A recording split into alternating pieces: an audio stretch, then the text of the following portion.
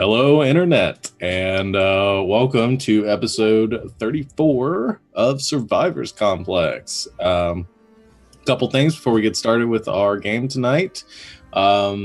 We had a jam-packed week of streaming content for you to catch up on if you missed any of it. We had another episode of Wild Space on Monday, which was lots of fun. Ended on a interesting cliffhanger, so I would go and check that out. I think we began the game on an interesting cliffhanger, so we get sort of double cliffhangers on that.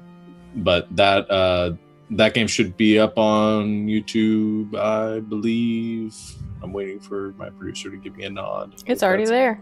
It's already there, just making sure. So that is up on YouTube now. We also had our first, our session 0 of Apocrypha, our Apocalypse World campaign that I'm going to be running the first session of on the 23rd. So check that out if you want to kind of see what we're going to be doing. We're talking about the game a bit, doing some world building, getting some stuff set up for our climactic start to the game in 2.5 weeks. That being said, we also have our final episode of Wonderworld this coming Tuesday, the finale of our 6-part sort of campaign, our exploration of the Cypher system. It's been a lot of fun learning this new system. We all, I think, really enjoyed it. These characters have been a lot of fun to play, and we may return to it at some point. But for now, I think we're going to sort of wrap everything up in a neat little bow and put that aside to play some Apocalypse World for the foreseeable future. We also have hit our we hit our second goal for the giveaway. We're currently in the process of picking a winner for that. I think it's going to be announced during Wild Space a week from Monday. So if you haven't entered the contest yet, just make sure you're following us on all 3 platforms. Go over to our Twitter page and like the post. I think it's pinned to the top of the page, or it should be near the top, linked there if it's not. And like that tweet, and you'll be entered in the giveaway. And we will be announcing that during Wild Space in a little over a week. So check that. We'll be giving some dice away. And then our last goal that we haven't hit yet, though we're kind of steadily creeping up, is our YouTube subscriber goal. We have says the goal of 50 subscribers. I think we're a little bit shy of that at this point, but if you don't know anyone, or if you haven't subscribed there yet, please go to YouTube and do so we can give more dice away. I think that's it as far as announcements goes. That's anything coming up and stuff that has come up this past week. More video game streaming content that happened as well. We had another Lindsay episode with Lindsay playing Dragon Age Inquisition, so you can check that out as well. And we will be doing announcements of more stuff coming up in the next week. But I think for now, we'll go ahead and jump back into the game and pick up where we left off last Saturday. So, back into the world of Sarthia and picking up where our last session ended, your group had just had resolved a conflict with a small group of mages that revealed themselves to be part of an organization called the Cryptori. You captured one of them, a leader of this group, calling himself Joaquin Frostheim, who you threw into your magic mirror to interrogate at your leisure. You also, and you killed one and let the other go, in classic Survivors Complex or Gale Force fashion. You decided next to set your sights on the gold pirates, the one of their ships, the Sapphire, being moored in the harbor of Shia. You infiltrated or attempted to infiltrate their ship. Star and Tova having an interesting adventure along the way. Star very stealthily making his way inside, scoping it out. Had a close call a couple of times, was able to gather some pertinent information and made a very stealthy escape, leaping Assassin's Creed style off the back of the ship and into the harbor. Tova caused a good distraction inadvertently, tried to get up on the ship, played it off really well, I think, and was able to avoid any outright conflict, but was not as successful in her attempts to stealth aboard. You learned that the deal between Captain Gold and whatever entity is sort of organizing, orchestrating all the goings on here in Roran, you learned that there may be more to it than you initially thought, revealing that Gold wasn't telling much to his captains, but that there was some worry, some concern, some distrust for whatever entity was making this deal with him. You set a meeting with the captain of the Sapphire, Captain Dallas, one of Gold's lieutenants and lesser captains, and had a conversation with her, made a bit of a deal that she kind of had the same idea that something was wrong and was willing to offer you aid should you come to her with more concrete evidence of what's happening, and give her something to go on that she can take back to her crew. After learning all of that, you set your attention to hopefully getting some more information and learning where your friend Prince Zinstor had been taken off to, him being kidnapped and held somewhere. You're not sure where. You followed the vision given to Lucius during his mind reading of Frostheim, and it led you to a tunnel, like a sewer system on the outskirts of town, which led you down to a secret base of sorts. There was an experimentation chamber, you tell, where people were being kept, though it seemed to have been cleared out in advance of your arrival.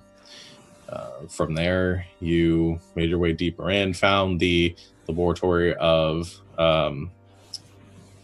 presumably Frostheim or somebody else within the order, within the Cryptory. You were able to gather some information, getting some bits and pieces. You were picked up, kind of resolving this cipher that was in a book that you found. You picked up on a few words, this martial sorcery being the most pertinent towards the beginning. You tucked that all away, knowing that you needed to escape.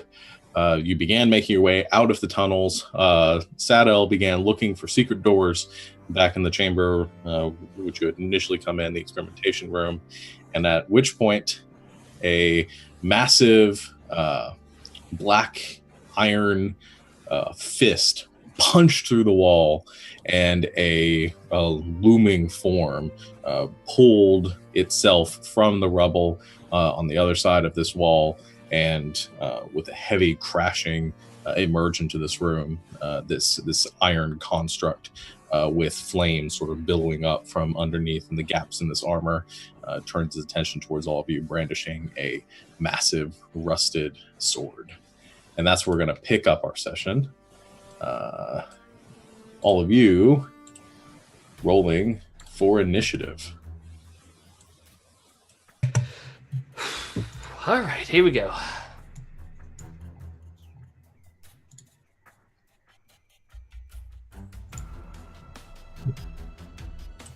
Is Didar with us? Didar is not. You Didn't think so. That's right. I'll leave him on the board, but yeah, he is not there with you. Cool.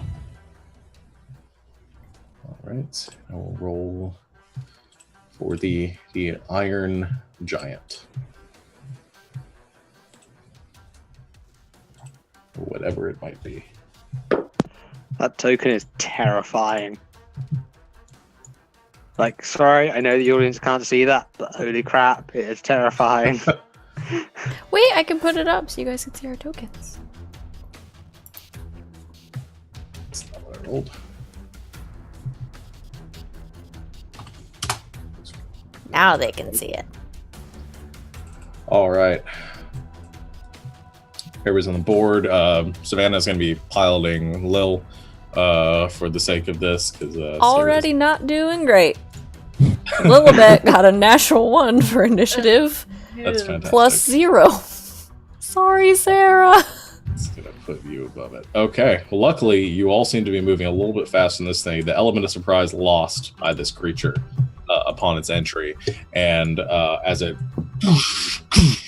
emerges through this, the stone wall at the side of this cistern that you're in, what would you like to do, Lucius?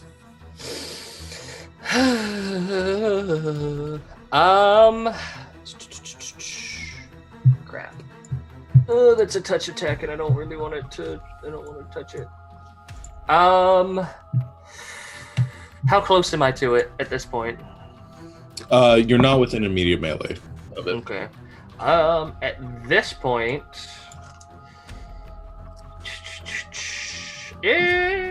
screw it. He is going to try and guiding bolt it, because why not? Okay. All right. 24? That hits. Oh, God, thank you. Here's a question for you, and I don't remember how we worded it. Because I got Guiding Bolt from a feat, I use that at first level, not fourth, even though all of my spells are... Okay, cool. That one is always at first level. Cool. Just making sure. Yeah. 15 radiant damage. That's pretty good. The next attack has advantage because it's brightly lit. All right. You hold out a hand towards the direction of the golem, and a blast of light comes streaking out from your fingertips, and boosh, it kind of slams into about like the bicep of this creature, and it kind of ding, you hear the ricketing this echo sound as it hits the metal of a hollow creature in front of you. It leaves a little bit of a dent, and the arm of this creature kind of gives off like a gentle sort of glow to it. Looks like it had an effect, though very small in size of this massive creature. All right. And yeah, that's about it. All right. Sadel, what would you like to do? I'm gonna back it on up. Okay. The room you're in, just so you guys have context, because it has been a week since we did it, is about like a 30 by 30 foot room, and there's 2 hallways leading out from it. There is one back in the direction of the mage's quarters that you came through, and there is another hallway kind of sloping up where you guys emerged from when you came down into the cistern. However, Zato, you are currently within melee of this creature as it emerged right in front of you. I would like to no longer be in melee range of this creature, Okay. please. Are you disengaging, or are you just walking away from it? Well, I'm not just like strolling away. But I mean, are you taking the action to disengage or to avoid the attack of opportunity, or are you going to try to do something else with your action? Can I put up my shield first? Yeah, you can do that first. Okay, well then I'm gonna toss my shield into the air and then not use my disengage. I'm gonna back up though. You can definitely do that. So you take a moment as it's emerging, the debris crashing around you. You reach behind, pull out your shield, whispering the command word. You throw it in the air, and it begins to just hover around you, deflecting a few bits of rock. You take that moment, begin rushing away. It is going to try to attack at you as you rush away.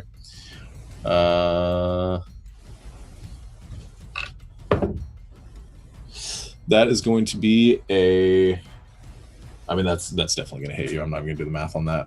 It's like a 30 something. That's going to hit for wrong one. That's going to be 23 slashing damage and 14 fire damage.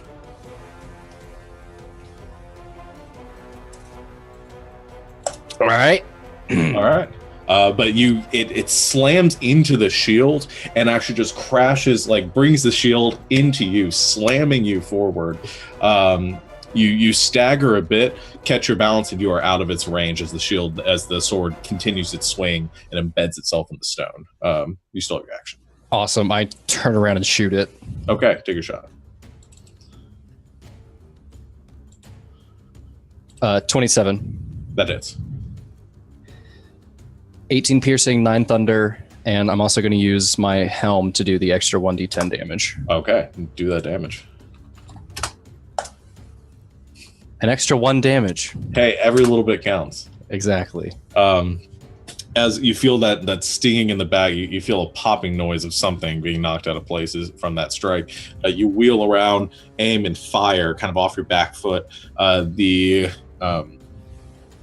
You see the shot ring out, striking near the massive pauldrons that this thing has, striking into it and kind of tearing through the metal a bit. It does pierce through, and a gout of flame erupts as this happens.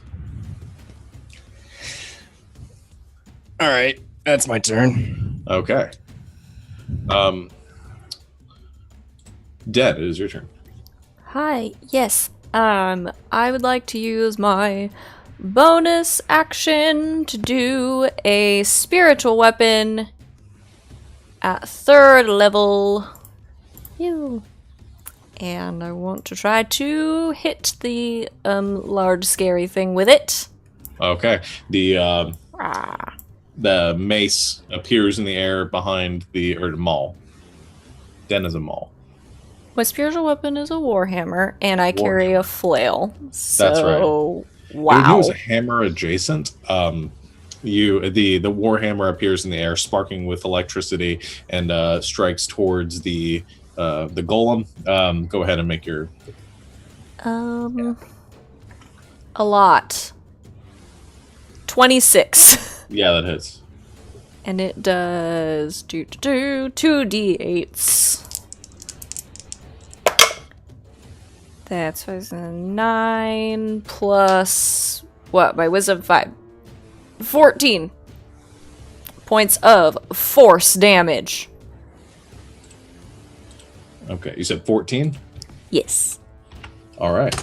14 points of force damage. It says, poof, slams into the back and kind of goes ding a bit as that happens. You can't really see the strike, but it does seem like it took purchase. Any other? Yeah, that's my bonus action. So I'm gonna run up to it and I'm gonna hit it with my flail. Go for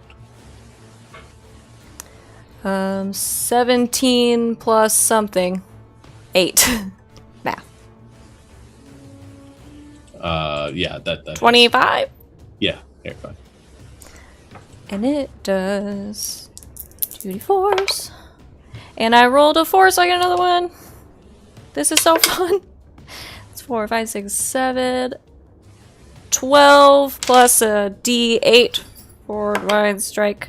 And that's 2 thunder damage. So 12 bludgeoning damage and 2 thunder damage. Okay.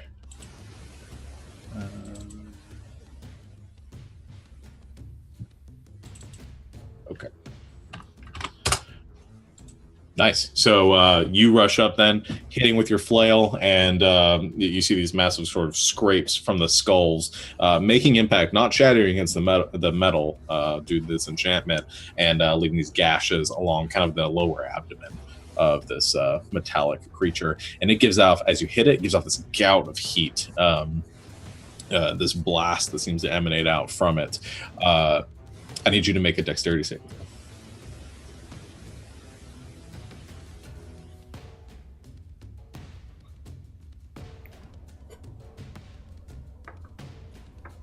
That's 19. Wait, I get something else from Willabet. I think it's against magic. Oh no, you get like a +3. A +3 to saving throws. It's fine. The 19 is fine. So you only take 22. You take 3 points of fire damage. From this break. All right, Star. Okay, so this is real big. I'm gonna keep my distance for now. Okay. And I am gonna throw a dagger at it. All right. Throw that dagger. And because Den is right up with it, if I hit, I should get my sneak attack as well. You do. No, 27. Hits. You guys are rolling real well. No, that went 1 plus 2, 4, 12, 17 points of damage. 17 points of damage, nice. Okay. The dagger sinks into the golem, kind of driving its way in. Wait, was that dagger Non-magical? Non-magical. Okay. In which case, it hits and then ping, kind of deflects off to the side, sticking into the wall. No effect. Okay, that's everything. Thanks. Okay. I'll put to Tova's turn. Okay. So how big is this creature? It is fairly tall. I'd say probably somewhere around like 12 to 15 feet tall. Okay, it's a pretty big guy. All right. I'm gonna run up and attack it with Long Fang. Okay. Let's see. Oh. All right. That's not 13. 13 does not isn't able to get that force behind it. All right, let's try it again. Go for it. Extra attack. That is a 16.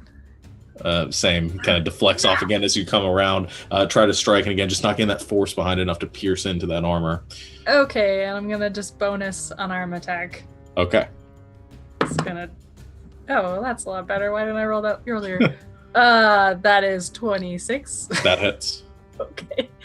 Strangely, I am able to punch him. Okay, let's see. So that's 1d6. Oh no, 1d6. Sorry. That is 8. 8 bludgeoning damage. All right, 8 bludgeoning damage. You and your unarmed strikes are considered magical, so you missing with the first 2, you pull Long Fang back and go in for a strike with your knee straight into the kind of the hip joint of this creature, which leaves kind of causes the whole thing kind of a bit as it happens, or as they make that impact. Definitely having a solid purchase to it. You feel the metal sort of give, this thing not being indestructible. Okay, and then I can probably back up away from it because it already got its reaction attack on Saddle, right? Yeah, it did. Okay, so I can safely back out of there. Yes. You make that strike and then you quickly leap backwards, sort of dodging back to get out of its immediate range, leaving Den there. I think it's the only one within melee, correct? Okay. Cool, because it is the golem's turn. The golem now kind of surveying the scene. You see that's the head kind of clicking from left to right, seeing all the creatures around it, sees you down there and kind of strikes down towards you. Hit me! That is 29. Oh yeah, that just barely hits me. And 22. That actually just barely hits me. Yeah. So both of those are going to hit. One is going to be... I keep clicking on here to roll damage. Every time I've clicked on it, I've rolled a natural 20. So just be happy I'm not rolling using the roll 20 dice. I'm just gonna pull up my calculator real quick here, guys. Yeah, so it's gonna be 23 slashing on the first one. Ow. And 11 fire. And then 25 slashing on the second one. And 11 fire.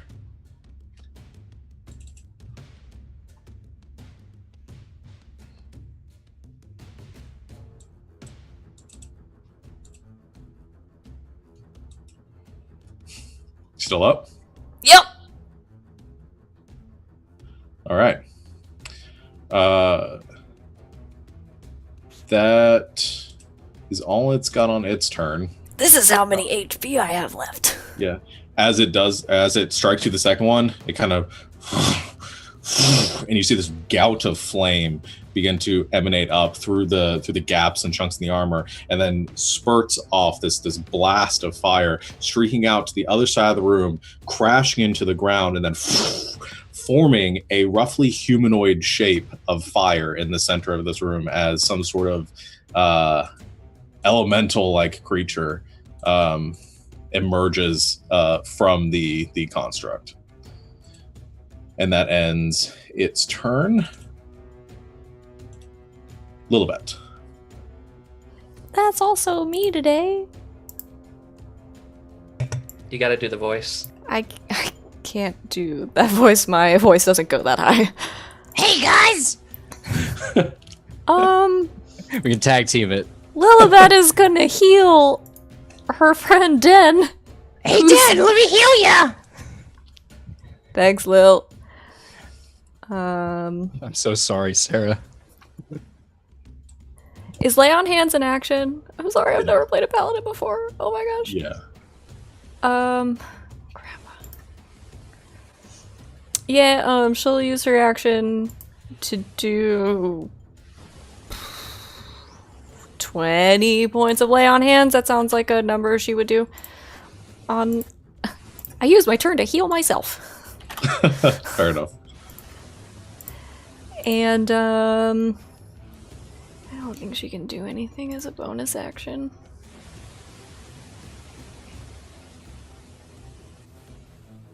She's just gonna do that. She's just gonna Lay on Hands Den.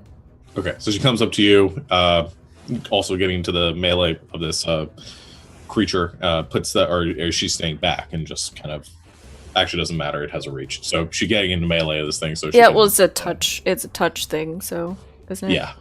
Yeah. Because you have to lay on your Okay, hand. so she puts herself into the fray, true Lilibet form, placing a hand on you and sending some healing your way. Awesome. So Can I say a thing that I messed up on my turn, though? While it's still Sure. Lilibet's turn? Because I was reading her spells and not paying attention on my own turn. Spiritual Weapon only does extra damage for every 2 slots up. So Okay. I messed So you that up. cast it So second can I level. say that I cast it on 2nd level? That's fine. Thank you. That It's won't change anything. I get confused because it says if you Yeah, cast a spell using a spell slot of 3rd or higher, and then it's like for every 2. So I'm gonna cast it at 2nd level. That's fine. Okay, Sorry. Lucius. So, seeing that this thing just spawned what is basically an elemental, You could say that. I'm from his mind at least. Can I in any way, shape, or form in the 6 seconds I have see if it is like magical in any way, or if it is something like Sadell makes, and then like is it something very similar to what Sadell makes, or is it something that I've never seen before? Because I have a plan, but I don't know if like he would understand it or Make an not. Arcana check. It's gonna be the easiest way for me to resolve this. Cool. Arcana. 20? 20. Okay. Based on what you're seeing here, it's definitely a construct, which means it's some sort of fusing of metal, machine, and magic. So it's not a living creature. Okay, so I'm going to try something that's probably not going to work. I want to try to dispel magic on it. What did you rolled a 20 again, right? Yeah. Okay. And it's at 4th level, so Yeah. I don't know if that would work. I'll give you this. You'd probably know based on that check that a dispel magic is not, because it has an elemental sort of base to I it. gotcha. Yeah, it's Cool. not necessarily susceptible to something like that. All right, cool. Well, because of everything that has happened, he is going to.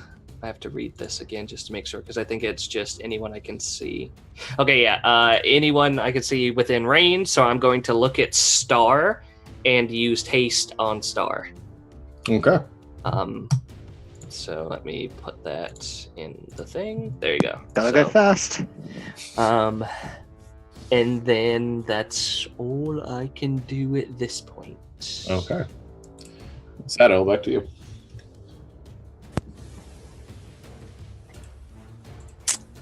So, can I see the area behind it that it came out? Like, did it come from like a room, or was it like in the wall? It's hard to exactly see behind where it's at right now. I'll give you a perception check for free because you were kind of right there when it happened.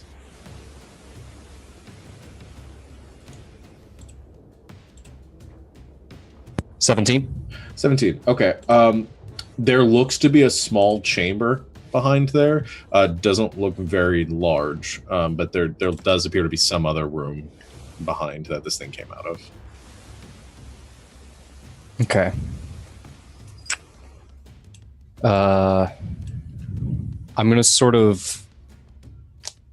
I want to move around some more, kind of like trying to get it away from that area. So sort of flanking it, and then I'll shoot it. Okay.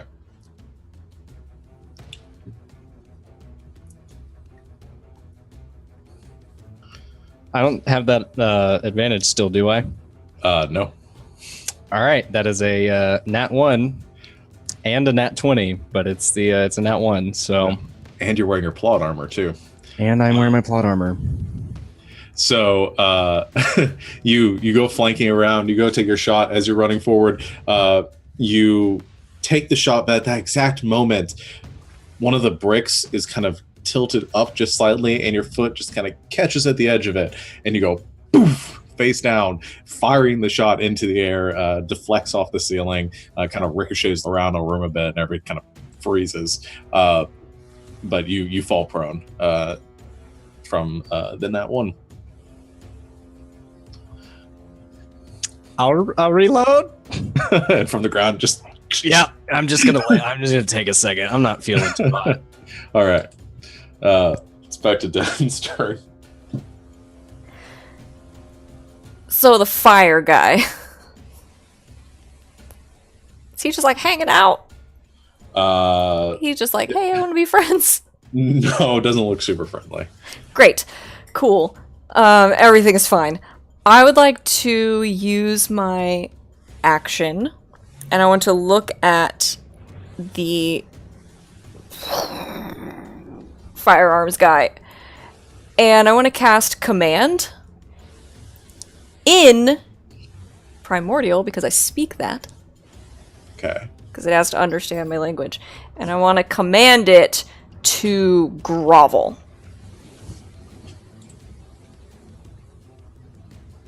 Is a creature. Okay. Yeah. Awesome. So it's a wisdom saving throw? It's a wisdom saving throw. It has succeed on a wisdom save or follow my command on its next turn. And it understands my language. Because I know things about elemental things. Okay. You send out the command towards it, yelling to grovel, you said? Yes. Which means that if it fails...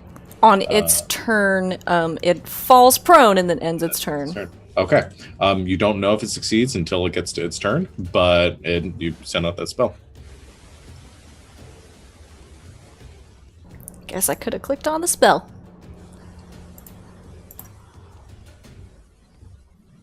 I think that's all I got. Okay. Yep. Star's turn. Okay, I have a whole extra action to play with. That is great. You do. So first, I am casting Mirror Image on myself. Okay. Come here, spell. Come here. No, open that. So you quickly mutter the incantation, and suddenly 3 illusions of star. Now they're now being 4 stars in the room appear. Yep. Yeah, same thing, all sort of in my space, phasing in and out of me, so I'm hard to hit now. That's good. Okay. And you have a +2 to your AC. I do, yes. Given how Mirror Image works, would that +2 bonus apply to the image clones of me? Because sure. Yeah. Awesome, so they have an AC of 17 then. Yeah. Cool. I am going to go up to the Iron Golem, and I will attack it with my claw. Okay, go for it. Dylan, you were raising your hand like you were asking a question. Yeah. Does that mirror image spell, since it makes 3 stars, and now there's 4, does that make him a constellation? God, I knew I was going to regret. I thought you were going to be asking a serious question. Hey, I thought I was too, but I said screw it. all right, Star. What did you roll? I have to soften the blow of me dying later in this combat. So 18. 18 does not hit. Damn it. Okay. Finish your turn, then I'll go to whatever Kyle's signaling me for. So anything else? So that's your action to cast a spell, and then your hasted action to action to attack. You technically still have your bonus action attack too. I do. Unless you want to do something else with that. No, I'm going to leave it at that. I can't hurt it with anything else I've got. Okay. All right. So Kyle, you were asking a question? No, it wasn't a question. I just wanted to say thank you to Raven, who just subbed. Okay. Thank you, Raven. Woo. Tova, your turn. All right. I'm gonna go back in there and try to hit it again with Long Fang. All right, go for it. Let's see. That is 21. 21 hits. 21 hits. Sweet. Okay, and I'm gonna spend a key point and make this a stunning strike. Okay. Let's see. Whoop. So I need to. Sorry, I'm gonna roll damage. So that's 8, 9, 10 slashing damage, and it has to make a Constitution saving throw. All right, you said 10 slashing damage? Yeah, 10 slashing damage. And then a Constitution save. Yeah. Ooh. That's a 15. Let's see. Yeah, that makes it. That makes it. Oh man, I thought Just it was makes gonna fail. All right, so first strike you hit, or it slashes with a long fang, cutting through the armor this time. The whole thing sort of shudders for a second, like it's locking into place, but it continues to move through. Extra attack. Yeah, extra attack. That is a 25. That hits. Okay, I'm gonna try to stun it again. I'm gonna spend Okay. another key point because we don't want this thing running around. That's a 16. Dang it! Oh, All right. Well, it takes 12 slashing damage. 12 slashing damage is still pretty good. And then you still have your bonus action if you wish. Okay. Bonus action. I'm gonna take a deep breath and cast. What is that called? Sanctuary. Okay. And yeah, Path of Tranquility, aka Sanctuary. And that will be it. Okay. That will. A new turn, which will put it to the golem's turn as you take that sort of. You take that sort of meditative stance, and there's aura around you. The golem is going to. Let's see. It's going to try to retaliate against you, so it has to make a wisdom saving throw to try to make the attack against you, or else it goes to somebody else. So, nope, that's going to fail. Not super wise. So instead, it's going to try to attack Den.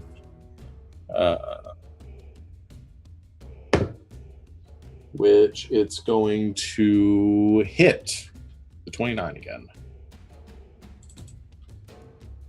And that'll be 29 slashing and 10 fire. I'm out. All right. As I go down, I do Wrath of the Storm because I forgot last time. All right. Wrath of the Storm that. It's a dexterity saving throw.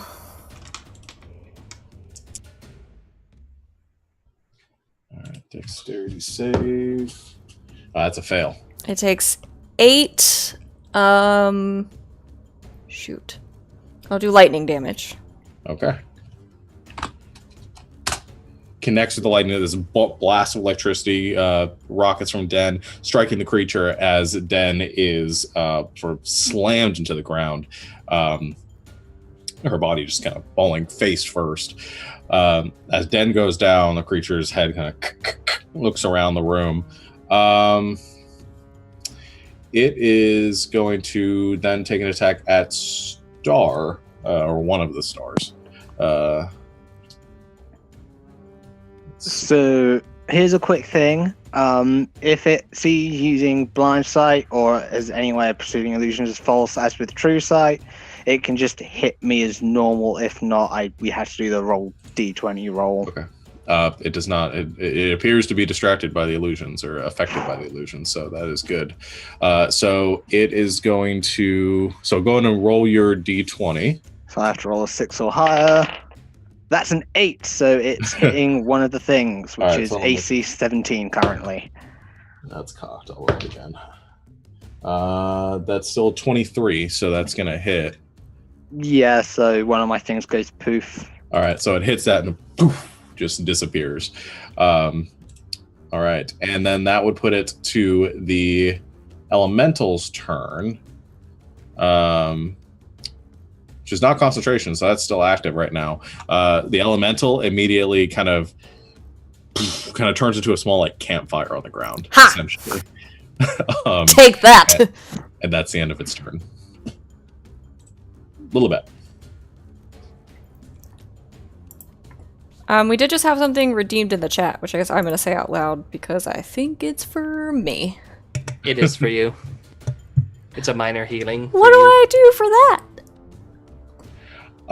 You roll a d10 and you gain that many hit points. Do I do that now or do I do that on my turn? I'll say you can do it now. Thanks, Raven! I don't want to die. I rolled an 8.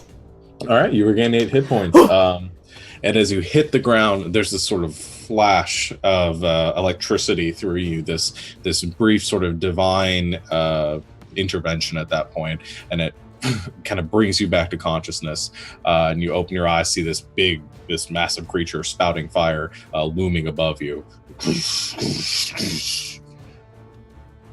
Back with a vengeance. Still a little bit turn. Oh yeah, cool. She should probably hit this thing, huh? Probably. Yeah. She gets 2 attacks. She gets 2 attacks. Yeah, she's gonna attack it. All right. And I guess if she hits, we'll do a divine smite. Okay. Two-handed. 21? 21 will hit. Ooh! A D10. I'm gonna click on her sheet because I don't know. I know it does cold damage too, doesn't it? Yeah, it does an extra 1d8 cold damage, I think. Frostbrand, where are you, Frostbrand? There you are. Custom macros for those. 1d10.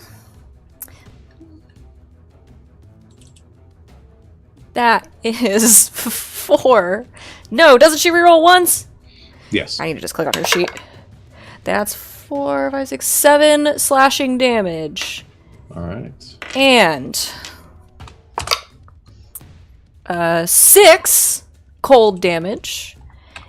And we'll do a 2nd level divine smite, which I'm just gonna click on. Boop. Oh, that's so much. 18 radiant damage for the divine smite. Go, Lilibet! Nice. Oh, it's at 1d6 cold damage. It's fine for right now, but I was wrong when I said 1d8. Oh. That's okay. That was my fault, so we'll stick with that. All right. I only rolled like...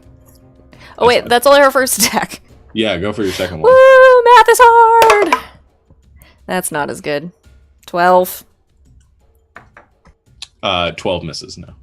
Well, the first one was really good. The first one was good. All right. By the way, before we get off of you, you want to make a Constitution saving throw for your injury. Good thought. I will forget. You also have an inspiration from Raven. What up? Thanks, guys. That is a 16 con save. You're good. Yeah, you're good. All right. That brings it to Lucius's turn. Cool. I'm gonna bring out my vapor puppet. All right. Bonus action, the vapor puppet. Or no, it's your action to create it. Yeah, the vapor. It's my action to do it, and then it does it. It does its thing on my turn. Yeah. Cool. Forms around your arm from the bracelet, and then sort of appears in a cloud of black roiling smoke next to you, forming that lithe sort of vampiric form. The vapor puppet scans around the room, surveying its surroundings. What would you like to do for your bonus action? The vapor puppet is going to use its smoke and mirror ability on Den. Okay, so it forms next to Den. As Den is lying on the ground, it suddenly roils over in this pillar of black smoke next to Den. And then, Den, you suddenly look over, and you are now looking at yourself, as there is another one of you sitting next to you. Not again. All right. Sato, get some of the straw out of your face as you look up from the ground and see everything that's happening in front of you. So I'm still prone. Yes, you are. And it takes my action to do that, to get up. Or just my movement? It's half your movement. Oh, just great. Then I'm gonna get up. Okay. Unless shooting from the ground looks cooler. Shooting from the ground is where you make it look cooler. It'll look... No, I'll get up. Okay. And I am also going to cast haste on myself. The attachment to my thunder cannon that my father gave me a long time ago. Yes. Allows me to cast haste on myself, which gives me +2 to my AC, advantage on dex throws, and then I get an extra action on each of my turns. Yes, you do. Which you can use to make a single. That one's a specialized action used to make a single weapon attack. Yeah.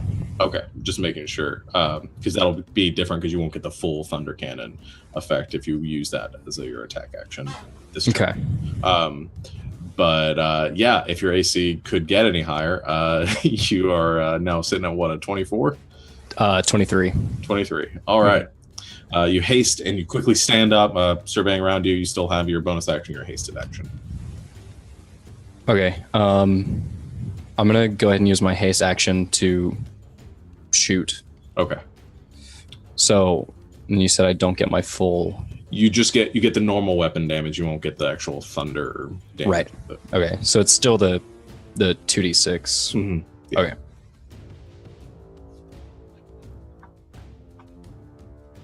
Uh, 18? 18 does not hit. Dang. Okay. Then I'll just use my bonus action to reload. Okay. Bonus action. You quickly take the shot and quickly reload. As you're kind of flanking around to the side. All right.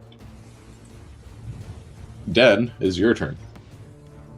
I stand up. All right. You stand up, and the other Den stands up along with you.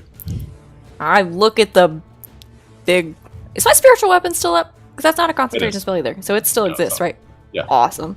I just look at the big hulking thing that just, like, tried to destroy me, and I'm just like, all right. Time to quit messing around. I will use my action to cast a... Nope, probably won't fit in this room. Call lightning. Call lightning won't fit in this room. No. Still time to quit messing around. What else can I do? Time to quit messing around. I'm going to... Oh no, sheet. The sheet froze. Oh no. I'm gonna use my action. Come on, sheet. I want to cast Shatter is what I want to do at 4th level. Okay. Right on top of myself because I want to use my Storm's Grace ability to heal everyone else in the area because it's thunder or lightning damage.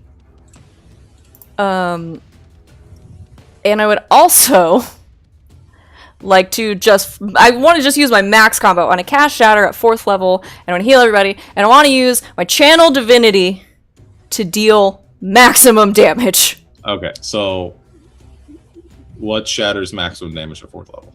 That's why I'm trying to click on my sheet. I got it. It's 3d8 at 2nd level, 5d8. 5d8. Okay, so 5 times 8 is 40.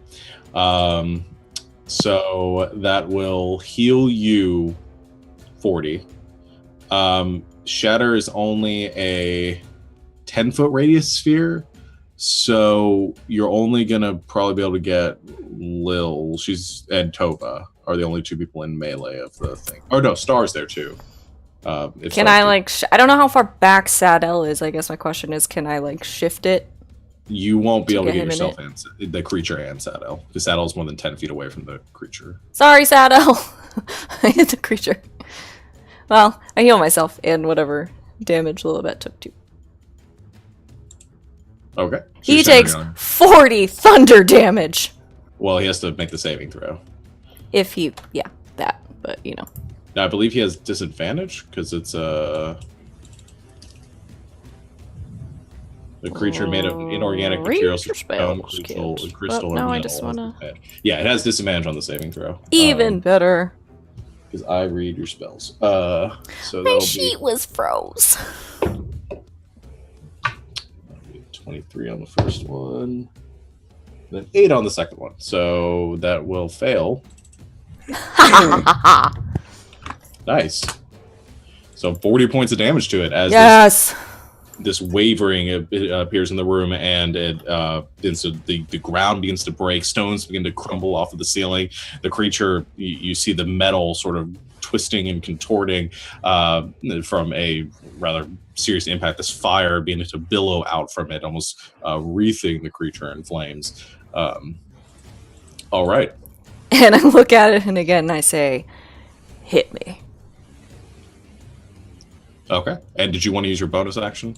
Yeah, I also want to hit it with my spiritual weapon, but that was the cool part, so. Okay. Oh, that's terrible. 12. 12. No. Should have done that first. We'll ignore it and move on to the next turn. Star, it is your turn now. My turn. Attack number 1 with my magic claw. Okay. That is a 26. 26 will hit. Claw is a D. That. And other people are within 5 feet, so I've got my sneak attack, correct? Do. Yes. Yay, just let me double check I got the damage on the claw right. Yep. Ooh. 18, 21, 25, 30 points of slashing damage. Nice. I got 3 6s in that roll. Nice. So that's a solid amount of damage. So you stab into the golem. I forgot to do this the last time. As you stab into it with your claw, there's a gout of flame. So make a dexterity saving throw. Natural 20. Well, that succeeds, and then you don't take any damage because I'm a rogue and I'm awesome. And then are you doing another attack or haste attack with my claw? Okay. Whee! That one will be a 21. That'll hit. Yes.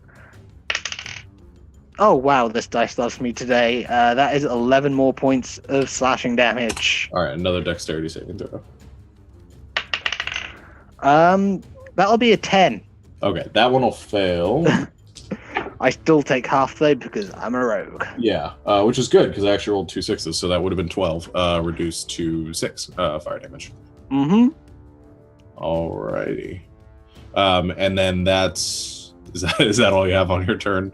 That is all I have. I technically have something I could do in my bonus action, but I don't need.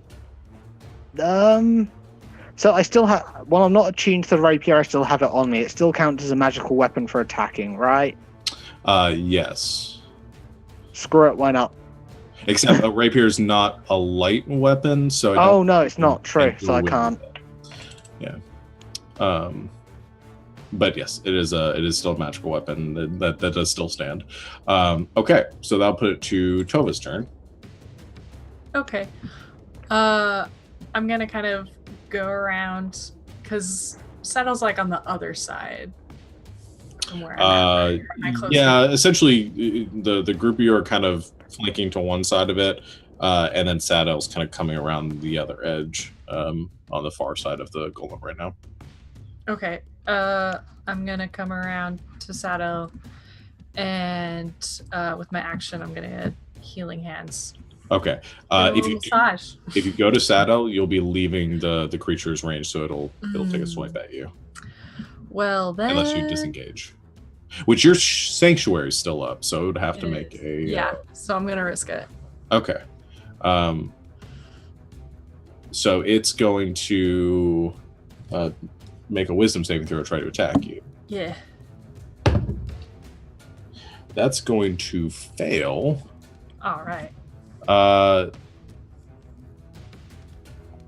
creature must choose a news target or lose the attack or spell. I guess it can still attack somebody else within range. No. It's going to try to attack one of the star clones. Okay. Bring it. Roll me a d6. Need to roll higher than an 8 this time. I rolled an 8, so way.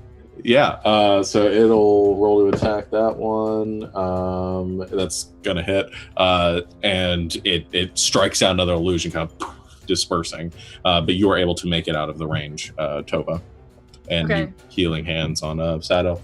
Yeah. So you Saddle, you heal for 20 points. You're the best. You're welcome. All right. And is that it for your turn? Am I close to the opening where the creature came out? Yeah, you and Saddle are essentially kind of right adjacent to that opening at this point. Yeah, do I have can I peek in there? Yeah, you look into the room, you see another chain sort of hanging from the ceiling. It's only about like a 20 by 20 foot space. It looks like there's a collapsed entryway or something that might have let out from this room before. Otherwise, it looks like a small workshop with a workbench on it and something that looks like it might have been holding up this creature at some point. But otherwise, it seems fairly vacant. But that's what you get in your quick glance of the room. Okay, got it. All right. That being said, it'll bring it to the golem's turn. Well, on this turn, it's going to do something a bit different. It is going to. It sees Tova running off, tries to take the swing at her, looks back towards Star and Clone. Clones, I'm trying to remember how many you've got at this point. You've got, so there's 2 of you now. So the 2 stars, Lilibet, Den, and Lucius, you're kind of somewhere out in the ether. It lowers its head, and you see the helm of this creature is this glowing fiery slits for eyes and 2 large horns, kind of like Viking style, coming off to the sides here. The creature kind of drops the sword and goes and just goes charging forward through the group of you, and is going to move its full movement straight forward, which it can move 30 feet, and the room is only 30 feet across. It's going to get all of the ones I just stated. So I need you all to make dexterity saving throws. All of us? Not all of the ones that I mentioned before, except for Tova and Should have had this for the flame burst, but I'm still hasted, so I should have advantage on dex saves. Yes. I forgot to do it last time, so that's my bad. That's 19.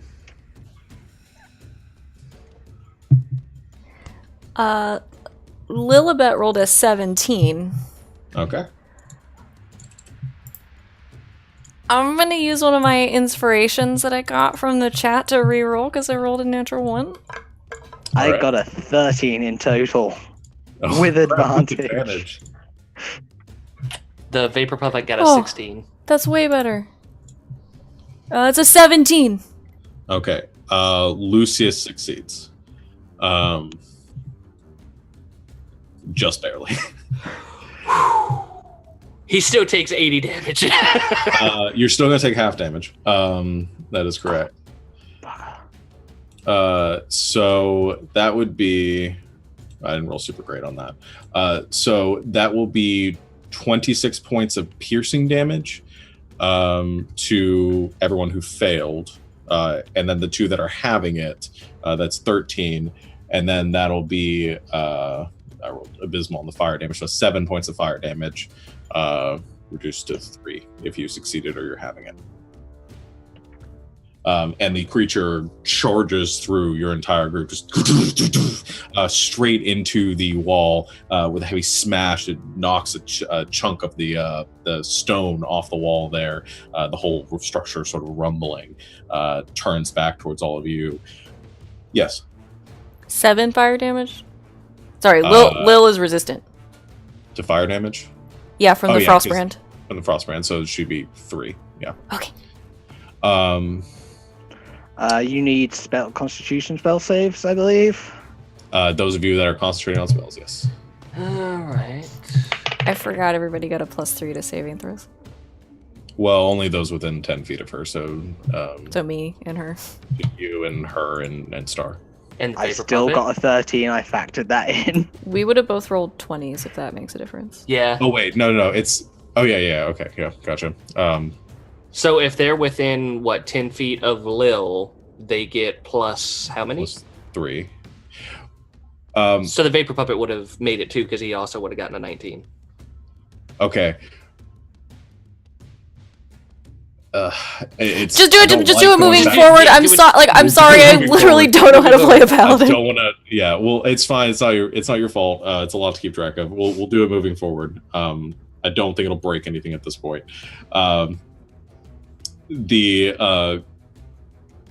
iron, the golem then turns around towards the rest of the group. That's its action.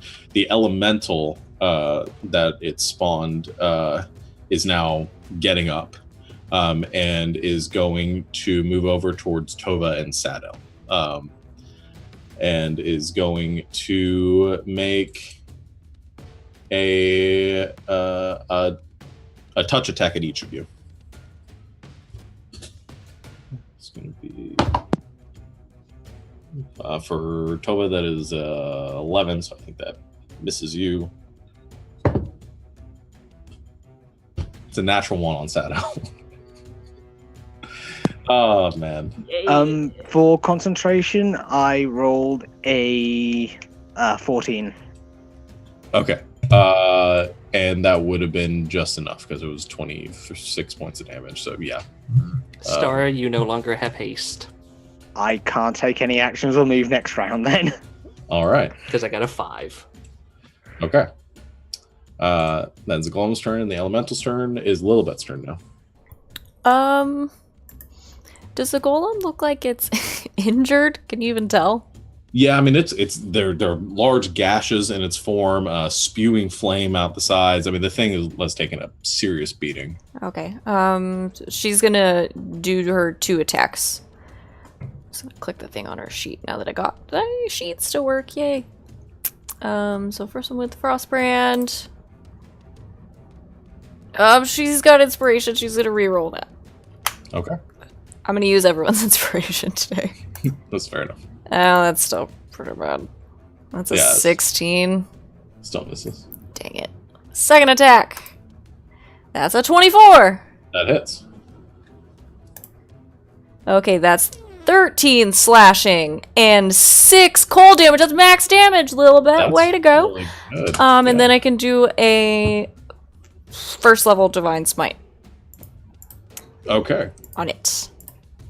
That's minimum damage on the divine smite. That's 2 Okay. radiant damage. Every little bit.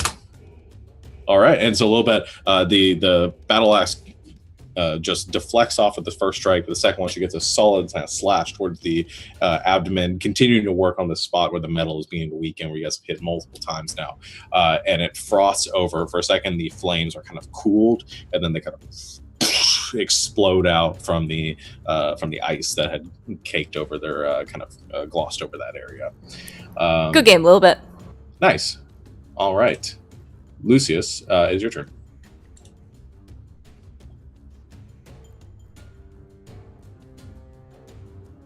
You were muted. He's gonna try to rend it, but he doesn't with the 10. No. You send out the energy and it kind of bing, deflects off the side. Vapor Puppet is still going to look like Dan. Okay. Still remaining in that form as the as both Dad and the Vapor Puppet are nearly knocked over by the charging golem. All right. That'll put it to Sadel's turn. I'm going to shoot the golem. Okay. A natural 20. Of course you did. Roll your damage. Oh my god. 26 piercing and 14 thunder. Wow. And just for kicks, I'm going to use an extra D10. I'm going to use a D10 for more damage. Okay. Go and you double that too, so. So roll 2? Yeah. Or just double it? Okay. No, roll 2. So 10 extra damage. And then I use my bonus action to reload. And then I'm going to use my second attack. To make a regular attack against it. To make a regular attack against it. I forgot you were hasted. Because I am hasted. 21. That hits. 12 piercing. How do you want to do this? You just did like 56 points of damage. No. I don't know the map. It had like 50 something hit points left. Go, Grandpa! How does it feel? It's payback for that first hit it got on me. I mean, it's like through the fire elemental. So, you know, Dragon Force is playing in the background, obviously. All right. So the fire elemental is rushing up, trying to envelop you. Take a step back, sort of falling backwards, everything kind of going to slow-mo. You aim straight through the fire elemental, knowing where the golem has charged to. You take the shot. The bullet passes through the elemental and strikes the back of the golem, kind of shattering the support structure where like the spinal column of the creature would essentially be, and it goes and begins to fall, the body and the metal twisting as the helm looks back towards you. You take that moment, and as you're very quickly reloading, still falling just slowly through the air, you aim through the gap in the fire mantle, take the second shot. It connects with the helmet, causing it to spin, fly across the room, kind of ka-ting, ka-ting, ka-ting, ka-ting, ka-ting, ka-ting, and lands over near the entrance where you all came in before. The whole element, or the whole golem, falls to the ground. The flame, the fire elemental in front of you, dispersing at that moment. The flames and the golem kind of subsiding, and begin to dwindle, smolder. I take my rifle and just from the ground as you fall. However, at that moment, you see the flames, the elemental,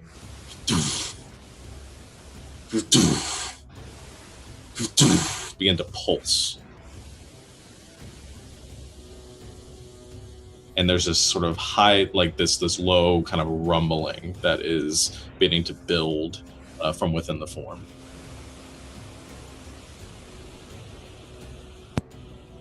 I run. All right, what's everybody doing since we were out of initiative at this point? Oh, like, with my Arcana check earlier, would I know, like, if it's going to explode, or... You know that golems typically have some sort of core that keep them anchored and keep them active. You're not sure what's happening, but it can't be good. So I was going to say I don't know exactly what's going on, but for the next 6 or so seconds, I can't actually move. So as this was exploding in a round, I'm still in there. Yeah, Star is frozen. Essentially, we get this freeze frame here. Saddle's just landed on the ground after killing the creature. The golem has fallen. It's beginning to pulse. You're all looking around. Star is kind of stuck in the center of the room, still reeling from the spell having ended. What is everybody doing? We need to go. We need to go I now. grab Star and start running. Okay, you grab at Star, passes through the illusion. Shit, you grab the other one. Shit! And you begin running. I hate you so much! Is there anything anybody's doing or grabbing anything as you guys are leaving the room? Well, I think we already grabbed as much as we could before the golem popped out, like the Kool-Aid man. Yeah. Oh yeah. Yeah, I mean the only thing in the room is the body of the golem kind of broken, the helmet of the golem like straight towards the doorway that you guys are about to run out of. I'll pick that up on my way because my movement is doubled right now because of haste. So like, so you got Grandpa, no! fastest grandpa ever. I scoop it up like a football and like you go bolting. All right, you all go. You grab the helmet. You grab Star. After a few seconds, as you feel yourself being dragged towards the door, you kind of come out of your haze, and you feel Den's arm around you, kind of dragging you behind her. You look as you're entering the tunnel back into the room. You see the golem's body beginning to the metal kind of folding inward into this molten core at the center, and the whole thing is continuing kind of poof, poof, poof, poof. You're able to get your feet and begin to run now too. Yeah, I run. All right, you all begin to run as you head down this corridor and you begin to turn. Suddenly, you hear from behind you this kind of, and there is a burst of flame and a wall of fire begins to rocket or push down the tunnel in your direction as you are all rushing forward. Yes. If I can, as we're running, I want to use my whatever my Triton thing is and cast Wall of Water behind us. All right. Yeah. You see the wall of fire pushing down on all of you. You turn around and Den stops for a moment. You all look back towards her. She quickly mutters an incantation and you see from the stone little bits of like trickles of water kind of poking up. And just as the flames are about to reach her, suddenly a column of water suddenly seals off the hallway. And there's this surge of steam that hits all of you as the water and the fire and cancel each other out, and you all essentially turning this room into a sauna. It's essentially your vision is obscured. There's this heavy fog in the air, and for a moment there's calm. Except then you begin to hear this cracking around you as the walls of this tunnel are beginning to collapse inward. Why aren't we still running? Run! You grab Den, who's still standing there engrossed in her own awesomeness. And bleeding out, also. Bleeding out. And you all rush. You begin to hear this breaking of stone and rock behind you. You all pull yourselves forward and just make it back to that drainage pipe that you were in before, just as a cloud of steam and debris and dirt comes pushing up from the tunnel. And you all collapse in a heap in this muck of this drainage system.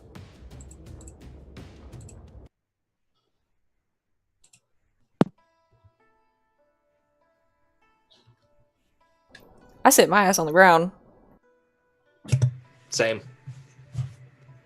Yeah, I just lay down. Oh.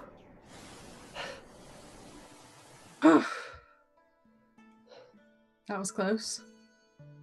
Yeah. Yeah. Yeah. Everyone alright? For the most part, yes. I'll be You all fine right? after a night's rest. Oh, Good. I fall over and just lay there on the ground.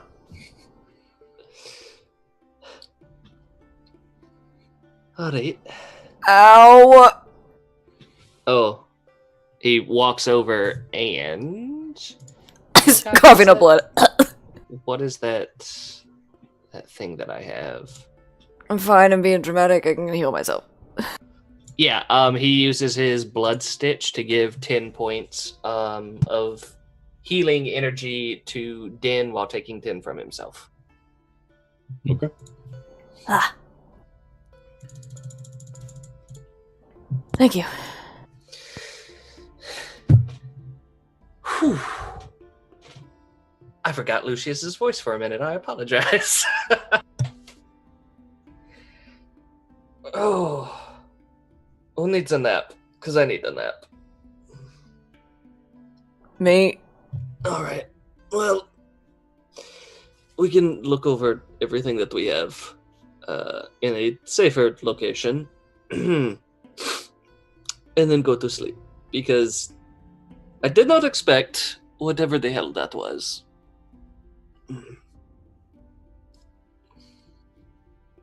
All right. So you all gather yourselves, pulling yourselves out of the mud and the drainage here, climbing back through the broken grate onto the inner side of the city, looking around at the cool nighttime air.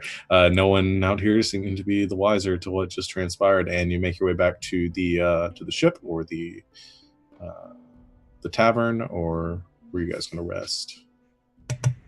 The ship would probably be safer? Yeah, I was gonna say go to the ship Yeah. Okay. and maybe get away from this island slightly because someone may be very pissed off with us.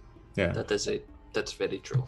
All right. So you make your way towards the city and back to the ship to rest for the evening. And we'll go ahead and take our break here because anything else is going to drag out. So this feels a good midpoint. Let everybody catch their breath and collect themselves from that. I thought I was gonna die. I thought we were all going to die. All right. So we will be right back. We want to say 10 minutes. We'll be back on the hour-ish. All right. We are back. See you at 5 past.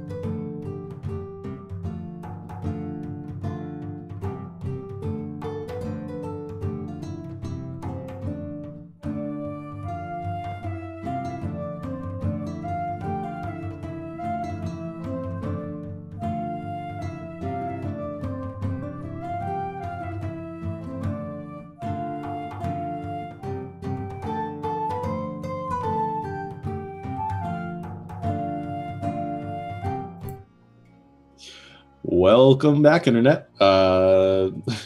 Just right on time every time. All right. I think we'll go and get back in. Thank you, everyone, for activity in the chat and contributing to that encounter. You may or may not have saved a few of them from gruesome ends. So that was awesome. Glad to see this the store being used. And thank you to everyone who has subscribed and followed. Yes, Kyle. Oh, you did this like you were going to say something. No, well, because I went like this because I thought Savvy on the overlay was next to me and she's actually above me. And above you. Gotcha. Okay. So jumping back in after your encounter with the Iron Flame Golem, you make your way back to the ship, finding your way through the waters, which are, and as you immerse yourself in the icy waters, making your way to the submerged vessel. It's probably rather comforting given what you just encountered and the burns that many of you have probably suffered. You then emerge onto the deck of the ship and can go about having your long rest. We'll kind of cut through that, assuming most of you just probably go and just pass out right away. You wake in the morning to some kind of faded light coming in from the surface of the water above you, and have the day to yourselves. What would you like to do? What did we gather from that area? Like all the papers and all of that with the book cipher. Lou is probably going to hold up in his quarters to try to figure out, like, ciphering everything and putting it together. Yeah. I mean, you got a collection of pages and the book, or some sort of journal or book that seemed to be handwritten, some notes that was taken by some individual. So we'll get to that in a second. So we'll assume that Lou probably took the evening to, or took some of the morning to get that. And we'll actually, I'll reveal it to the group all as one when you go to reveal your findings there. I think that's going to be easier than me saying it and then you, Lou, having to repeat all that. So you essentially, you spend an evening translating it, getting the cipher figured out, and just writing it all down. Not really thinking about what it says, just getting it all onto the paper. So you have all that. Is anybody else doing anything in the morning? Yes, Star. I am. I realized Sadell has been sitting there the whole time going, we'll wait for him. I'm sure he has something crazy. Star. I suppose I should do the right thing, given that they know what happened, go return all the stuff that we stole from the gold pirates. I copied it all down anyway, so screw them. We got what we need. Okay, so you actually you're going to sneak back in and... Well, I suppose we also kind of need to give them some of the information we found, or what we know we found inside the cave. So I want to at least tell them about the tables that we think they're brainwashing people to worship a kraken, blah blah blah, and doing this on their ship as well. So you're like, you're handing the stuff back over. Yeah. And letting them know you had stolen. Okay. So Star never comes back. I'm just kidding. I can probably run faster than any of them. Yeah, you're fine. They sort of give you a weird look. A couple of the pirates greet you on the dock, and I say greet sort of loosely. They stop you at the ship, and you hand over the bunch of papers and stuff that you had stolen before, and they look at that and give you a weird look, not really knowing what that was, what these are themselves. And you give them the information to pass on to Captain Dallas, the pirate. All right. It might be best if you find someone else to make port afterwards, maybe, just in case. He sort of gives a nod, and he looks at the papers, and he's holding the papers upside down, and you get the impression he probably can't read them. And he just sort of nods. And listen, are we still good? Or are we good? I think we are. Yeah, we're fine. Okay, just making sure, because there's something we're going to flesh out. So he takes them and says, "Oh, that's a captain, no. Now piss off." Yeah, I go. Right. It's like, stealing from them was a game. It wasn't difficult at all. I could probably go steal it all back right now if I wanted to. Just from his hands. Yeah. Okay, so you make your way back to the ship. Sado. I would like to spend my time sort of inspecting this helmet from the Iron Golem, see if there's any, check the metalwork, see if there's any inscription, any sort of identification on who made it. Okay. Just anything I can get from this helmet. All right. So you look at the golem's helmet. It's this essentially this metal helm, probably about that big. It's fairly large, too large for any of you to really wear. There's two horns, metal horns, kind of sweeping out to the sides. After taking your time in inspecting it, it has a sort of visible, sort of magical aura to it. You can tell it does have an enchantment to it. You learn a couple of things. Actually, just make an investigation check for me.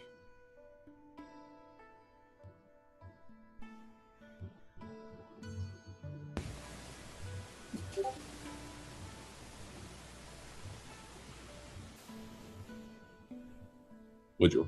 14. Okay. Do you say it and I just cut out, or did it? Probably. Okay. There was I heard like a bloop at the same time. It was weird. So you inspect the helm. You notice a couple of things. One is that the helmet, you look on the inside of it, and you can't see like the interior. It's dark on the inside. You shine a light into it, it just sort of disappears. The helmet itself does not seem, you can't see the inside of it.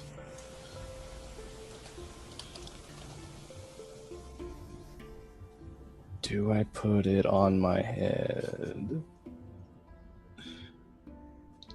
Would I be familiar with this sort of magic?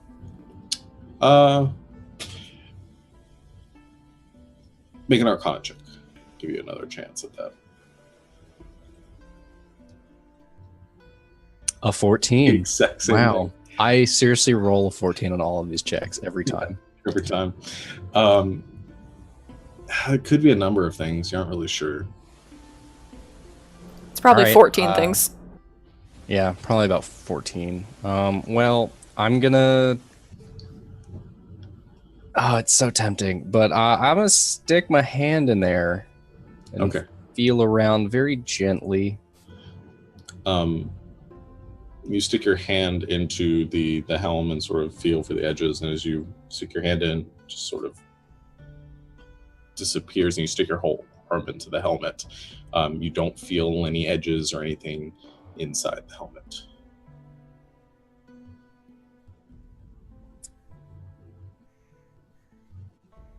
But I can't really feel anything. It's just sort of like air. It's like empty space.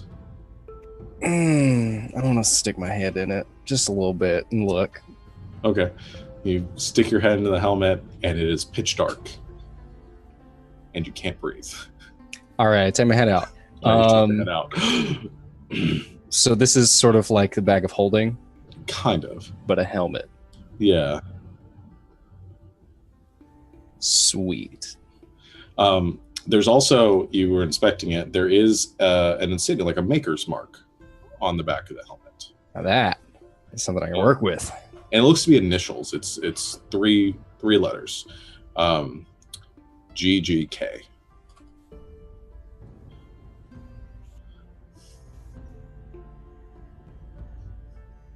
Don't know who that is. Doesn't ring a bell. Are you sure? I'm positive.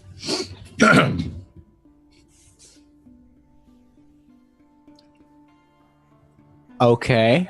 You could also attempt to identify it if you wish. I would love to. All right. You take some time and actually cast the identify spell, kind of going, duh, I can just know what this thing is. Mm-hmm. Science is happening here. You cast the spell, and what you gather from it is that this helmet has some sort of extra dimensional property, similar to a bag of holding, except it doesn't actually contain things. It's meant to create or sort of spawn things. And you gather there is you don't really know how it works, even from the identify. You don't know how you would cause something to sort of be able to gather something or to receive something from this helmet, but at random intervals, for whatever reason, you gather that at some point something might come out of this helmet.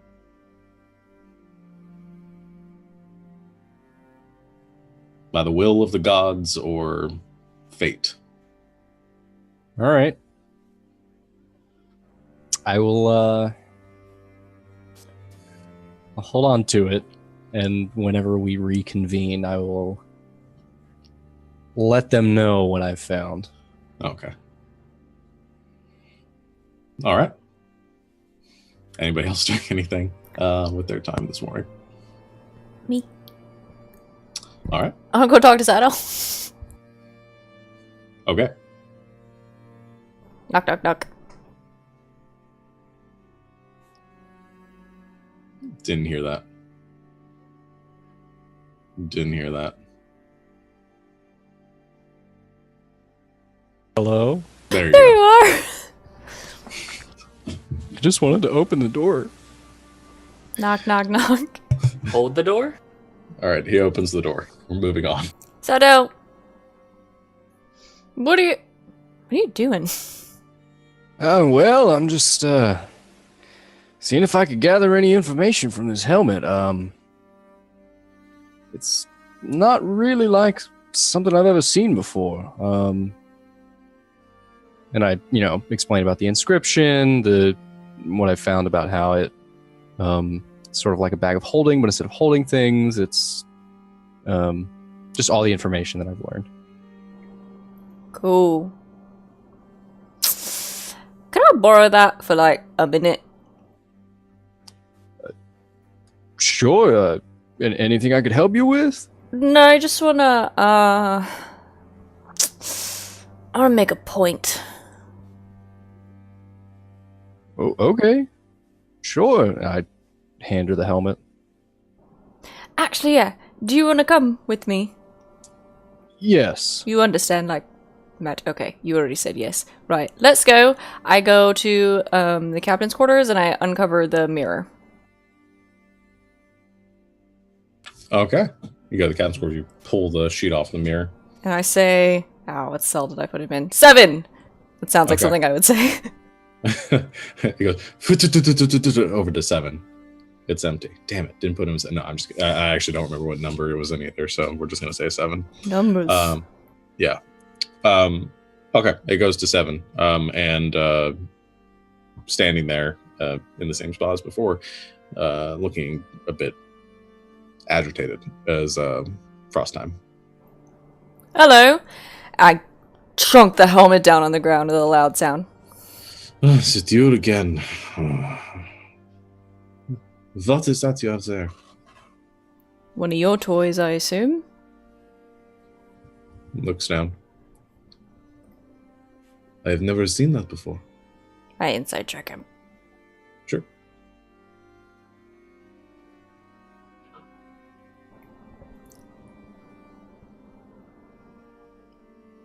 $19. 19. Generally doesn't seem like he's ever seen that before. Damn it. You have no idea what this is.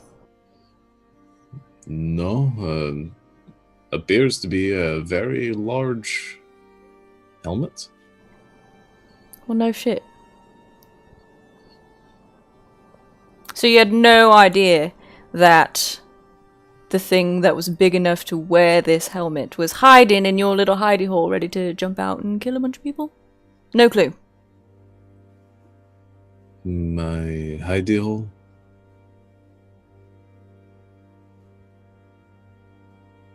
You know what? I figured I asked. I do not know what you expect to gather from these conversations, but I'm finding them a bit one-sided. Sadell, can we just kill him? We could. But, you know, I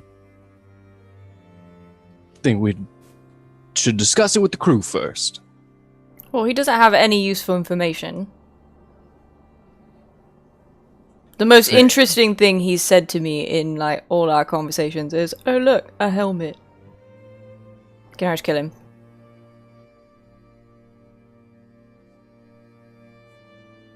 I don't think I'm one to make that call. Let's keep him in there a little bit longer. Fine, have fun in your mirror eternity. I send him back. Oh, well, wait. And he goes. What? I try to look at Sadell. Like, why do we even have him? He doesn't know anything. Like, last time I came down here and talked to him, and he was like, oh, our hideout where your friend knows where it is, and blah, blah, blah, blah, blah. And now he's like, what hideout? Does a mirror make you less smart? Does the mirror make you less smart? You know, you identified it. Not that you're aware of. Not that I'm aware of. I think we need to do some experiments on the mirror, because I think it's either making him forget things or it's giving him a worse attitude every day. Or he's just an idiot. True. He's got to know something, right? Yeah, you'd think, but then again, you know, whatever he's a part of, they might be very secretive, and I don't know. Is this another one of those puzzles? You know, all the puzzles we've done in all of our time together, like, you've got to ask the right questions. Or is he just an asshole? I think the latter. There are no ladders in this room, so I don't really know. No, I'm not a ladder with not okay, so when somebody says, well, pardon my accent, so ladder, Ladder, You already lost me. the thing you climb. Yeah, I know what a ladder is. Ladder is with T's instead of D's. I know what those are. Yes. And when I say the latter, that means the former or the latter. So the latter is the one that came previously in the sentence. The latter was the one that came second in the sentence. So when I say the latter, I mean the second thing you said. The second thing. All right. Yeah. The second thing. So he's an asshole. Yes. Right. You're real smart. Well, you know, I try. I'll take the helmet back upstairs. You take the helmet and you head up. So you're taking the helmet and going upstairs. I just assumed it was really big and heavy, so I was the one carrying it. Okay. Strength So of 20, intelligence of 7.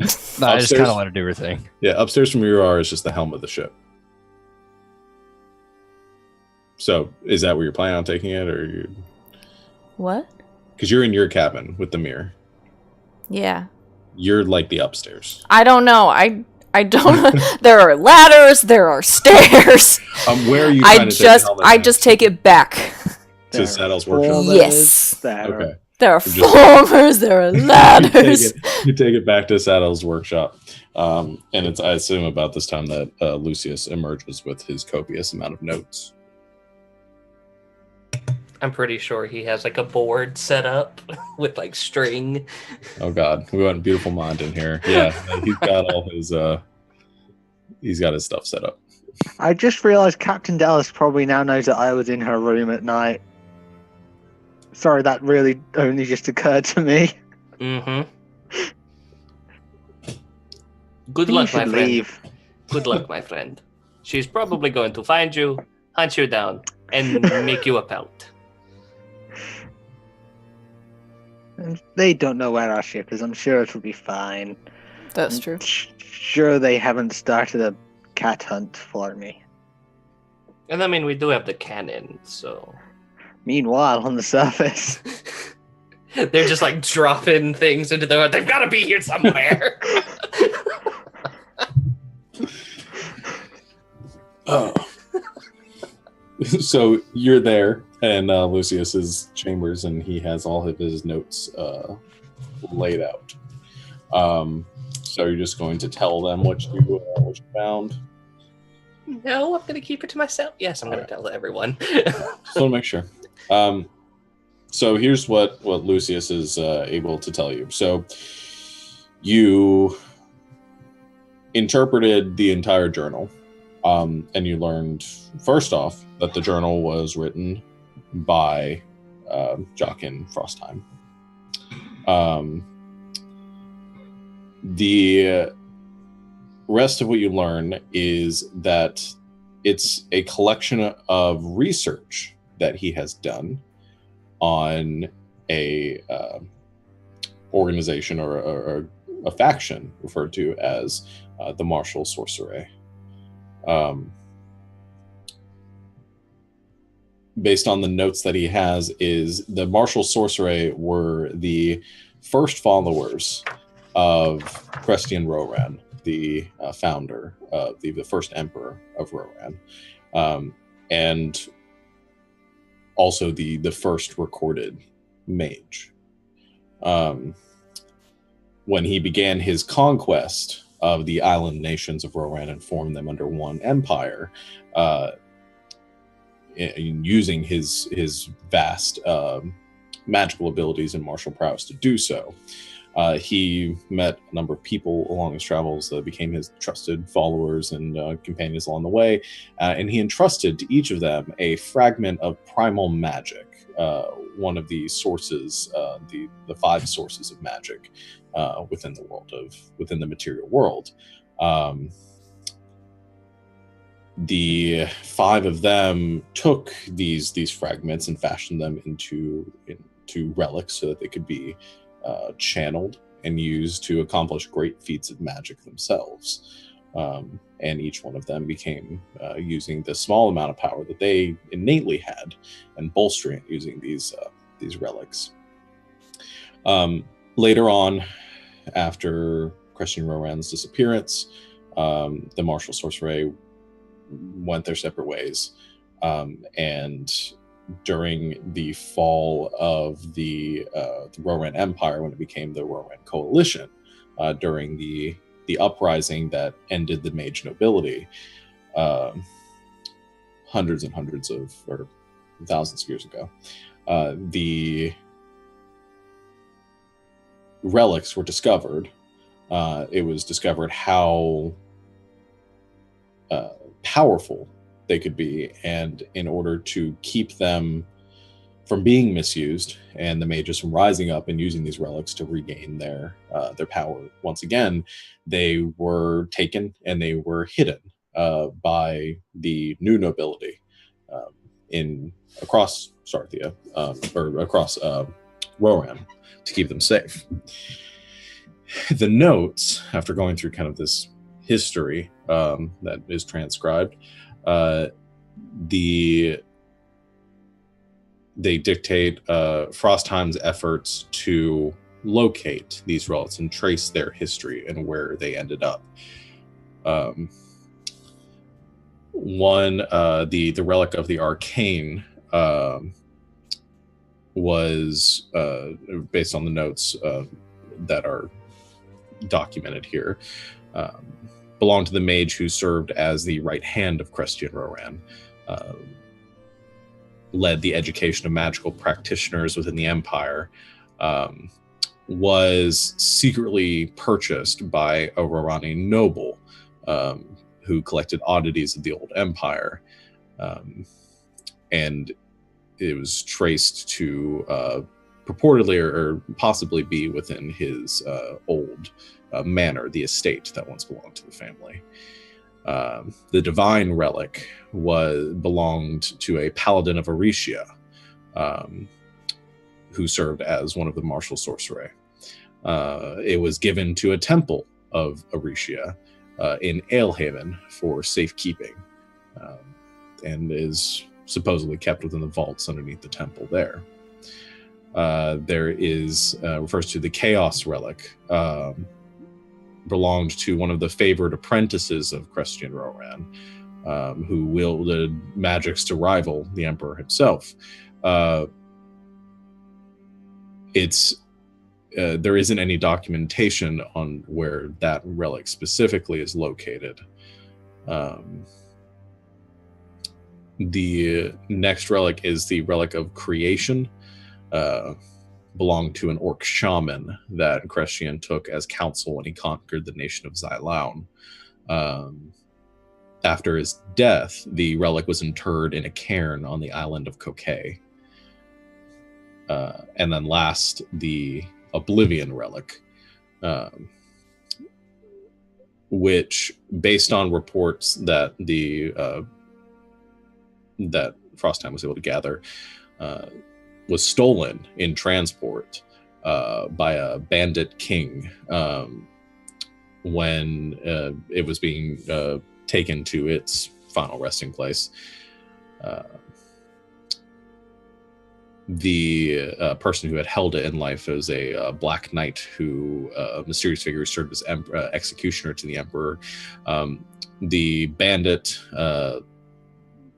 it's rumored, or based on the information that Jacques had been able to gather, was brought back to a stronghold held by this bandit king in the northern hills of Wintercliff.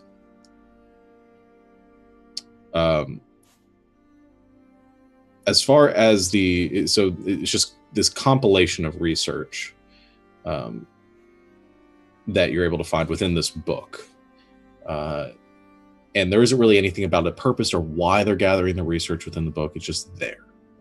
It dictates where the location of these relics of the martial sorcery might be.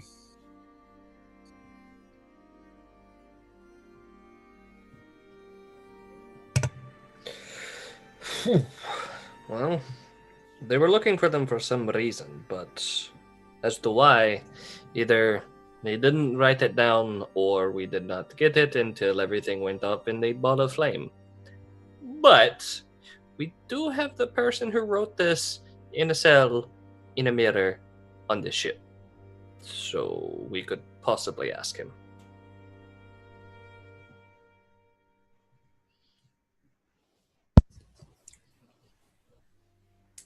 Next time I talk to that guy, I'm punching him. I'm very surprised you haven't already punched him to begin with.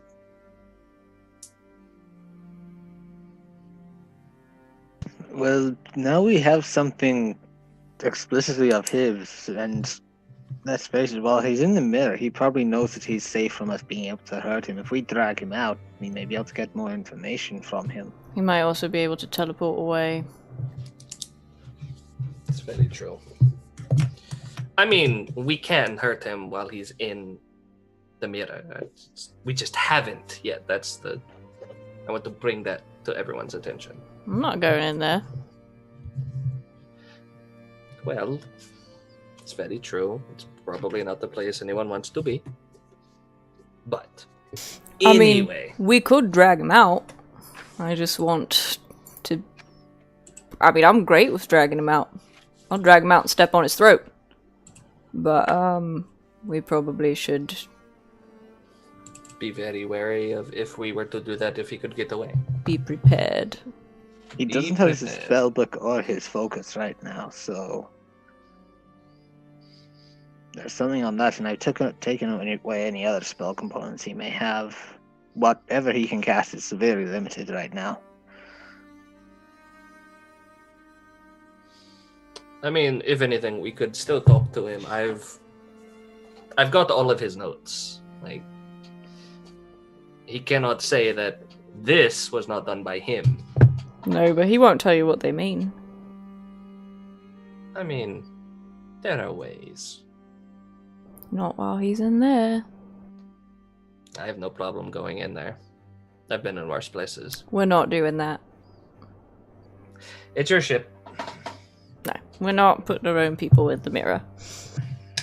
I draw the line at that.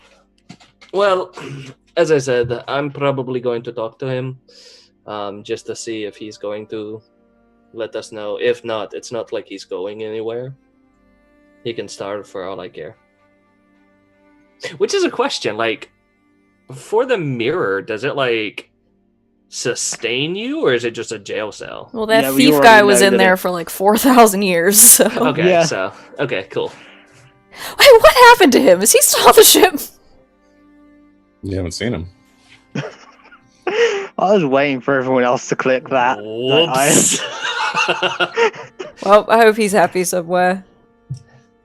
He stole all of our stuff. But as reading it and like going through and like being part of the Ondokir Mage College, whose name I can't think of at the moment, would I know anything about these relics, or were they like secretive away only to the top tier of Rorani nobility? Make a history check. History. That's going to be a no with a -1. Yeah. Nope. Never heard of these before. Cool. So yeah, no. That's what Lou is. His whole plan is to just talk to him. If anyone wants to stop him, that's cool. But he wants to know about these. I don't have a problem talking to him. So You can But- talk to him all you want. He's not going Cool. anywhere. cool. Well, But we're not going in the mirror. I'm not I- going in the mirror. And if he I gets will sassy, point I'm out- pulling him out and stepping on him. I will point out too, because you guys have identified the mill. If you went into the mirror, you wouldn't be in the same place as him. You'd be in a different cell. Oh, well. So you wouldn't be able to talk to him if you went to the mirror anyway. I just remembered really weirdly, like if we go into the mirror, we won't be in the same cell anyway. See, I Not told you going we'd into be the able to mirror. hurt him It in the mirror. doesn't matter. Oh my gosh. It's my mirror, my rules. It's your ship, it's your rules. Mirror's on my ship. So it's double rules. Yeah. I mean, if you can catch me, I mean, what? I wouldn't say that because she would probably try. I run out the door. Lightning! Darts out the door like a cat. He just like... Sometimes he just runs like I don't even think he saw anything. He just like... I mean, What is he probably- chasing? I mean, he did look up into the corner for like 5 minutes. He's probably seeing something. I think he sees ghosts. Well, he's not the only one on the ship. I mean, what? I'm actually fucking pouncing on a speck weirdos. of dust in the hallway right now. Star is just like to dust. So Lou is going to take the journal and go down. Well, it's in Din's room, so he's going to ask politely, Captain, can I go into your room and Yeah, speak because to I'm the gonna person?" go. That works. Okay. So you all head into the room or the captain's quarters, captain's chambers, where the mirror is. This is very nice, then. Look what you've done to the place. You've been in here. You've all been in here before. You don't remember that whole like fight we had and that whole conversation where I was like, "Everyone, get out of my room." I was being. It happens like once a week. Never mind. 7. And you call out the number 7, and the mirror cell's gonna stops at the mirror with Frostheim, who's just still standing there in this state of stasis. Nothing, time not passing, nothing really to do. He appears and he goes, "What? Already Hello, Frost Breath. close enough." Well, all right. I started to stop you before. I do not mean to be overly rude. I apologize for being facetious earlier. You found the hideout of the that your friend was able to locate using my memories, and you found there A big fuck off punching metal man. that's where the helmets came from. No, I was wearing it. I do not wish to question your fashion choices. Yes, it's where the helmet came from. Smartass. But this is interesting. I did not know that we had such a creature within our chambers there. Glad to see that you are all doing all right. Lucius would like to speak with you. Which one is Lucius? Well, there are only two of us standing here. I assume that is Lucius then. Unless you are referring to I yourself. put my face right up next to the mirror and I say, I swear to the six and all the gods under them, if you sass me on my ship again, I will reach in this mirror and I will come back with your heart in my hand. Make an intimidation check. I use thaumaturgy.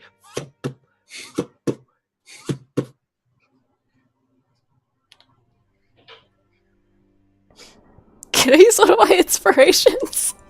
Sure. It's really bad, you guys. How bad was it? It was a 2 and my charisma is a 1, so it was a 3. Natural 20! Wow. 21!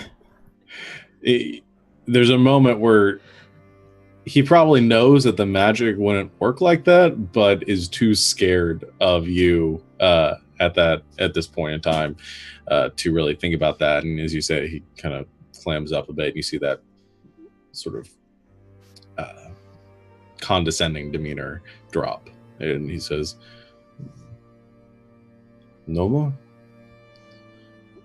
What questions do you have for me then?" Tell me about these relics. So you found my notes. He opens the journal. I found a lot of your notes. It was a very interesting read. It took me probably 2 hours to get to it, but it's not that difficult. Yes. Well, assuming you were in my workshop, you had the cipher right there. I'm surprised it took you 2 hours. I growl from the wall that I'm leaning up against. Sorry. Yes, the relics were my... that was my job, to locate the locations of the vestiges or relics, as you would say, of the martial sorcerer. What was the reason for it? Why were you looking for them? I do not know the details. The magician asked me to. That was my task. How long did it take to get all of this information? Years. Many were simply rumors, tracking down the right families who passed down the information. Some old books in libraries long forgotten. But this is all of it. I was to relay all this information to the magician fairly shortly. Can I insight check him? Sure. Probably going to do the same. 13. Got a 12.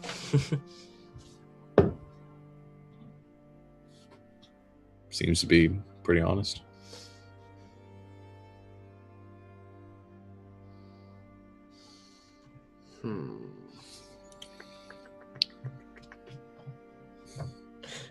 Were you being helped by anyone, or was it just you? No, there were assistants. You killed one of them. The other, I assume, ran off somewhere. Unless she is in another cell within the mirror or dead as well. Who knows? She might be. Well, she was a sweet girl. It would be unfortunate should she have suffered the same fate as her classmate. Nonetheless, there were a few helping me. I do not know all their names. They were assigned to work under me.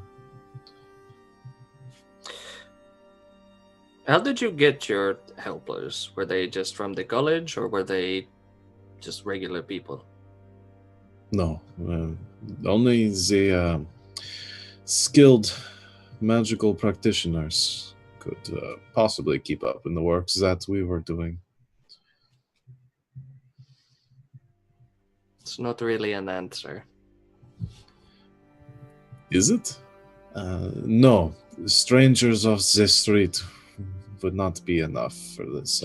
So were they handpicked by anyone in the college, or did you do it? I was not a recruiter. They were sent to me. That was it.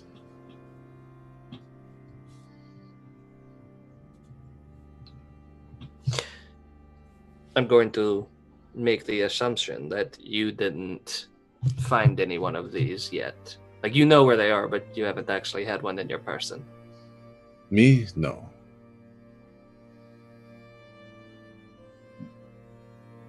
Does the journal say anything about, other than like fragments of the divine or primal magic, like where they came from, or was it just like something that the emperor made or created or found? From the notes, it's something that he was able to create through his manipulation and mastery over magic. Pretty powerful dude. Got it. Then, Owen, do you have anything else you want to ask him?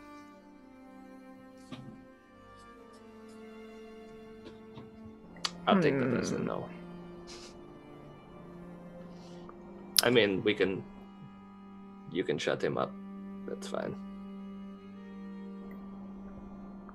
I walk up to the mirror again.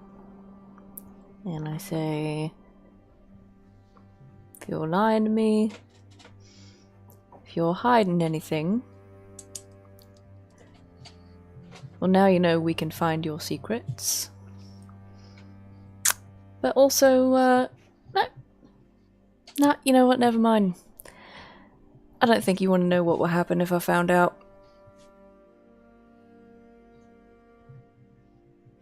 Make another intimidation check.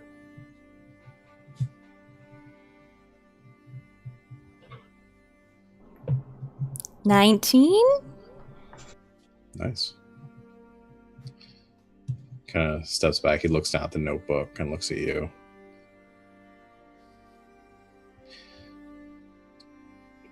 I told you everything that I know is within that book.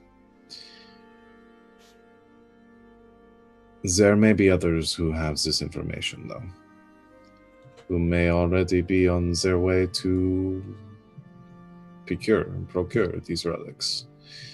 So I will be full disclosure on that up front. So you weren't the only one working on this? No.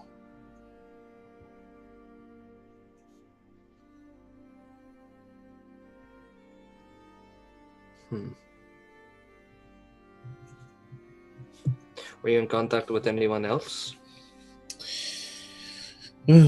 Not directly. We send messages using the same simple cipher. I do not know their names. The only person I had any direct conversation with were my subordinates and the magician when they would send their messages as well.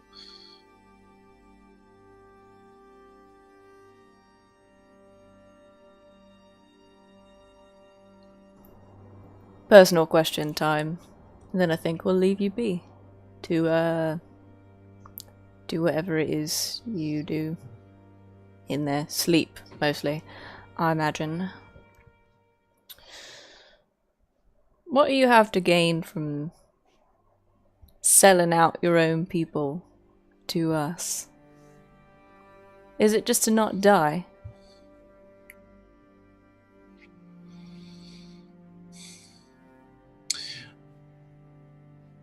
What do you think I'll do for you because you've saved your own people? You've sold out your own people to save your hide. You already have the information. I simply do not wish to suffer anymore because of it. I have lived through a war at this point, and I do not wish to feel whatever wrath would come upon me.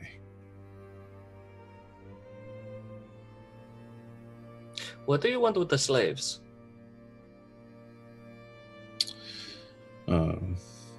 Myself, nothing.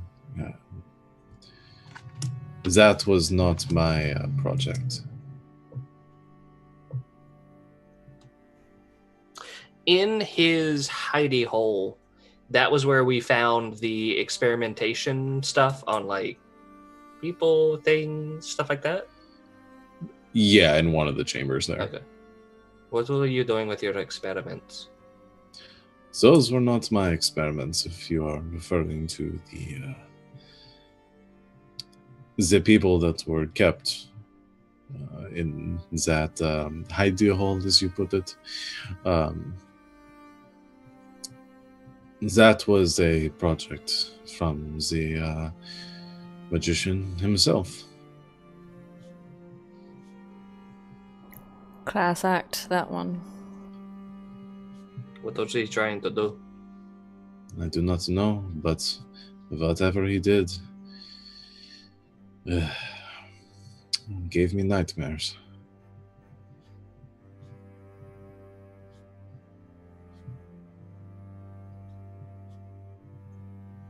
You've met him in person. In so many words. Do explain. I was never quite sure if they were there or not. It was strange. Difficult to describe until you meet them yourselves.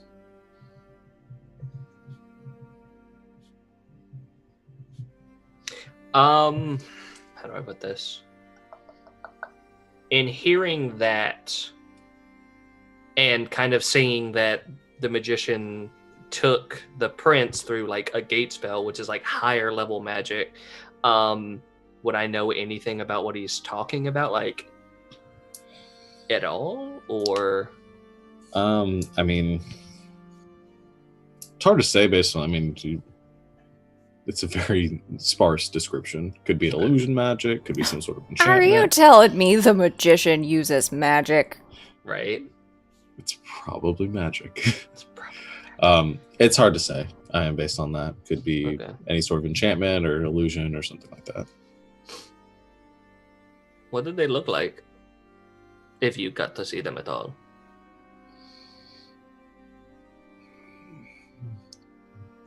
I remember a large hat and very simple tattered black and brown robes. They never revealed their face.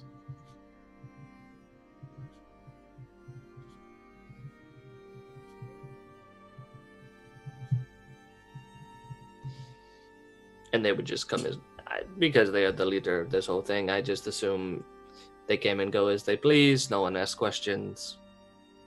No? Usually when they were there to carry out their work, I took my business elsewhere. Out of deference. What did you get out of all of this? Other than looking for these relics. Like, I know if you found one, maybe you get to keep one, but what else do you get? I'm gonna guess the two words you're gonna say right now. Power and freedom. Mostly freedom.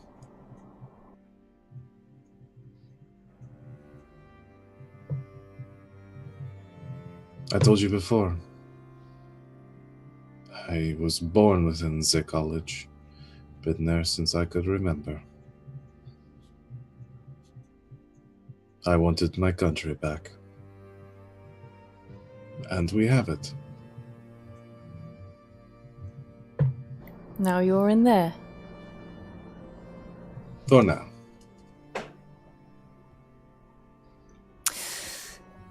I'm bored with you.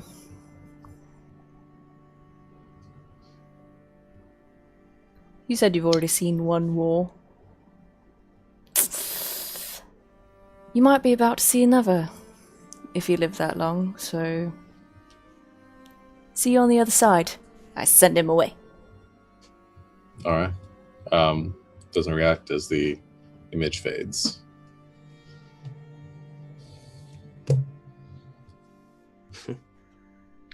I kind of get where he's coming from. So do I. This organization is smart. Keep everyone in cells. Don't let them know about each other, only what you need to know. Each person works on one thing, but you don't put all your eggs in one basket. It's going to be difficult to try to track them. It's not going to be impossible. I've done it before, but it's going to be difficult. Good thing we've got about 4 locations to start in. More than that. And 2 expert navigators on board. I think we have all of the locations. He did good work. You know we're gonna have to let him out eventually, right? No, we don't. Yeah. We do. And that's up to you, Captain. I know, and I'm saying we're gonna have to let him out eventually. I'm not keeping an eternal prisoner on my ship. When the time is right. He might be useful later on as well, so we'll see. Maybe when this is all over. Well, he's not gonna starve in there. Mm-hmm. And if anything, I could probably pry into his mind again, but...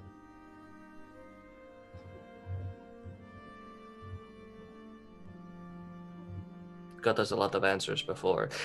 Brought up more questions, but... well, that's the name of the game. I like to think I scared it out of him.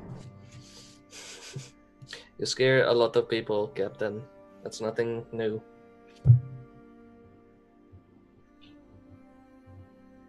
How are you doing, by the way? We haven't had the chance to talk.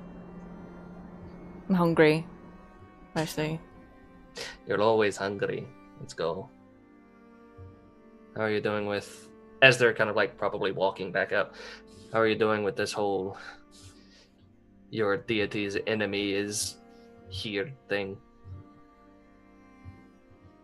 Yeah, it's kind of fucked up.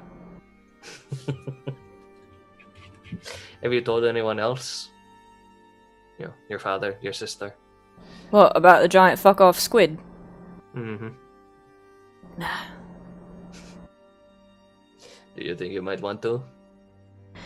If I could never talk to my father again my entire life, it would be too soon. Well, if we find the when we find the prince, maybe he can relay this information for us so you don't have to talk to anyone.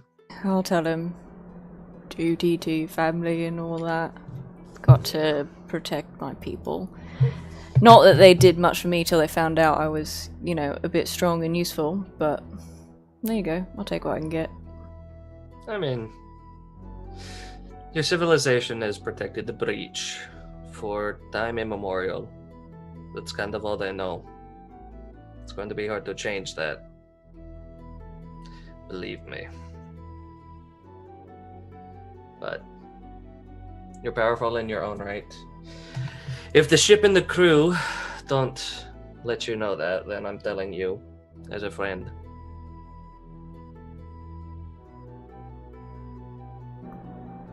I punch him in the shoulder.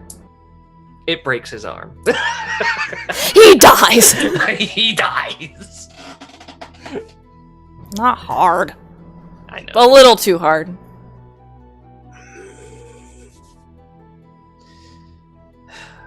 Well, You need food. I need to go over some stuff. We'll tell the crew what we have found and figure out what we're going to do next. We have 5 different headings. Look at me using nautical terms.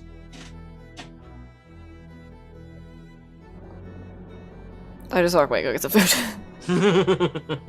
All right, you guys go get some food and prepare yourself. So, I guess what is your next step? Where would you guys like to go? Lil needs to go to Haven anyway. It's a shame she's still sleeping after that fight, but That fight did man, take a that lot really of wiped her out. She did a lot of running around. I'll give you, because I kind of gave you a synopsis of the research that you had so far. So the locations that you have, or the probable locations that you have for all of those, you have the Alehaven, or potentially there being one located in Alehaven, one in Kokay. What did I say? The other one was one in Wintercliff. Are you pinging? I am. Oh crap! That's the. I can hear you there. clicking, and All I'm right. expecting to clicking. see a Ale- ping, but it's not I pinging. was on the GM overlay. So Alehaven, Wintercliff, pinging there. Kokay, the one that refers to with the noble. You let me actually check something. You don't have you guys don't know the name, or you have the name of the noble. You don't know what the estate that they're referring to is. The name of the noble family is Fargenmeister. Burgermeister? No, Fargenmeister. Though you probably have to do some research to find out exactly where their estate is located.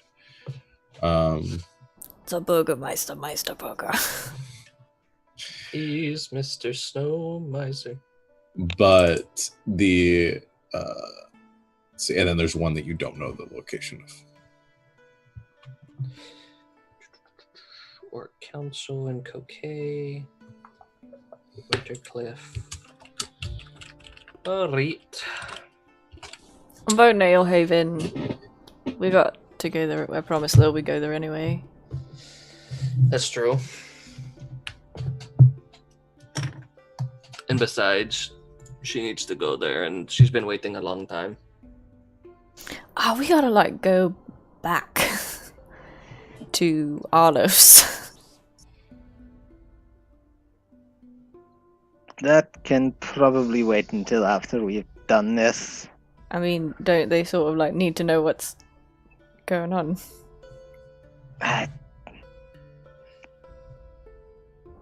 True. They but set we us on also- this path in the first did. place. I did. Mm. We should probably tell them before doing anything else. Can you use your sending spell to get a message to whoever? I don't like how dismissive you're being of my people right now. Only she can be dismissive of her people. But sure, yeah, you want to leave an entire city unprotected, that's fine. Yeah, what was her name? I mean, Legatus. you're using a flail made from skulls of the sentient people, but okay. What?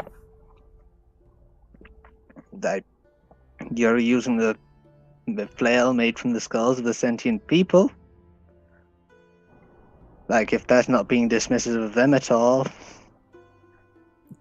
Skulls come from people, yeah.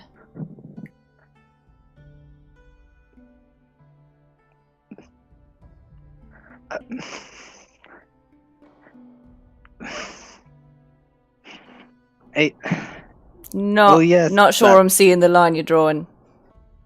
So you're not aware of the probably demon enchanted flail made from the skulls of my people you've been carrying this entire time, or?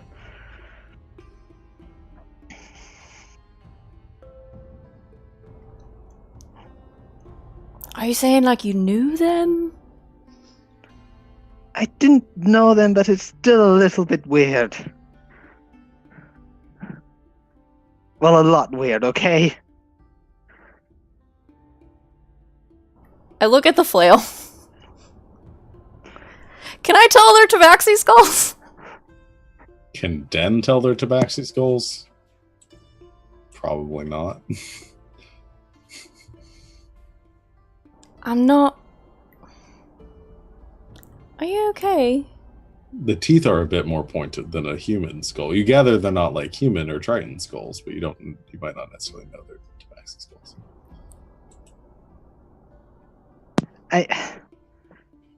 So you got the flare off the Null Warlord, remember? Yeah. Who could forget? You- That was awesome. Yeah, it was an amazing fight. Yeah, it was awesome. But like, the Nulls basically slaughtered my people for fun, correct? Well, see, the other day I said something like that, and you were like, no, they're like the shit on my boot. Or whatever. I said, you're oppressors, is what I said, which is like the biggest word I know. You were like, no, they didn't do that. They weren't oppressing us. Oppressing is more what the weird fairies, I think, were doing. They're just a nuisance that needs to be put. Anyway, we're getting off topic here. So the point I'm trying to make is the skulls of the flail are definitely our Null skulls, but the Baxi skulls, and that's weird. And it's kind of been bothering me for a long while, and I haven't known how to talk about it. Okay. Oh. I mean, like, maybe Sadell could remove the skulls for actual flail ends and somehow keep the enchantment. I don't know. But, yeah. I didn't know that. Sorry, I should have brought it up sooner.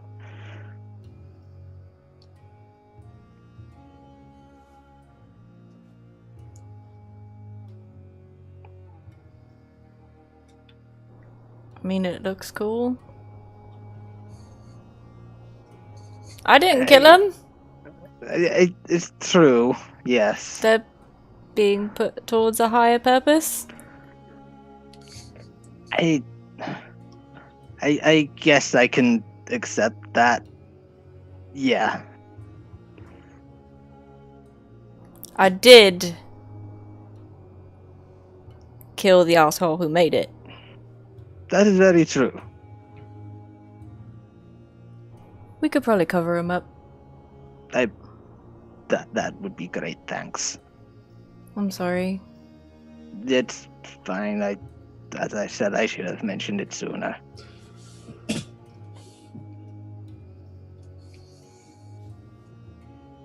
So I'm just gonna go double check Lil doesn't have a fever or anything. I'm sure you can finish planning things. You're capable. I'm just gonna go, and I leave the room.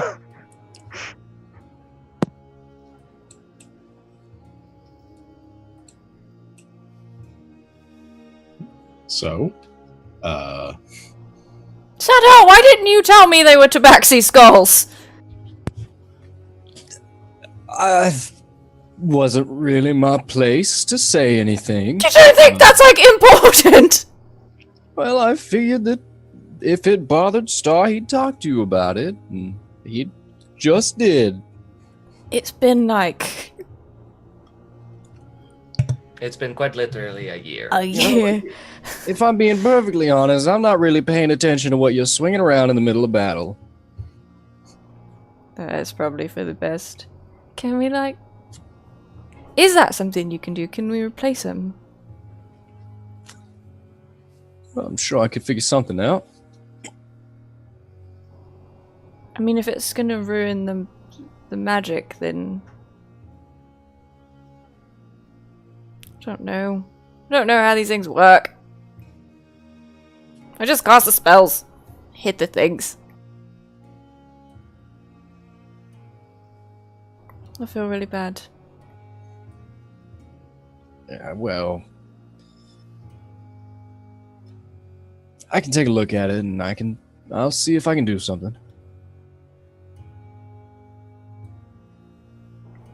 I mean, it is a really great weapon. It's helped us out of a lot of tight spots.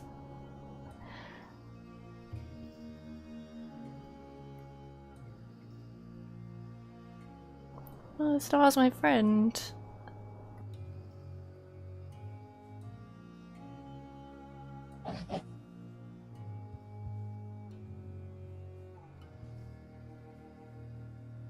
This day gets more and more fucked up. Yeah.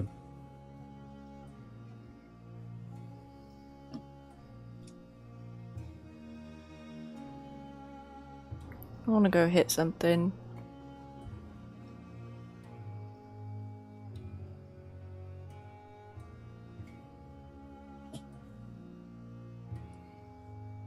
Can I give Den a hug? Den, do you accept hug? Yes. Roll for hug.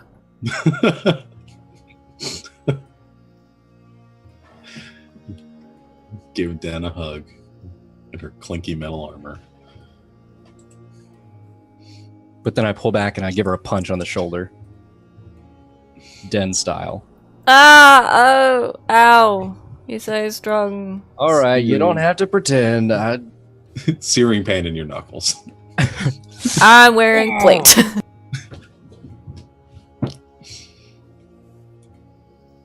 Alright, let me take a look at it. I'll see what I can do. We'll fix this. Alright. Kick over a chair! Kick. Chair goes scattering across the floor and shatters.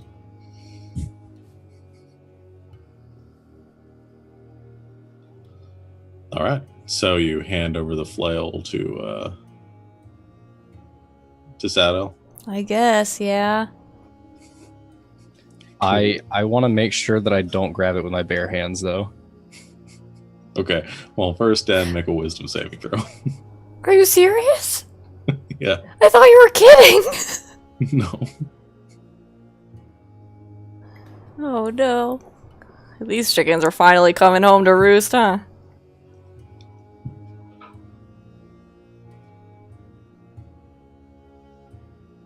Well, hang on. I feel like I have a big +8. 15. 15. Okay.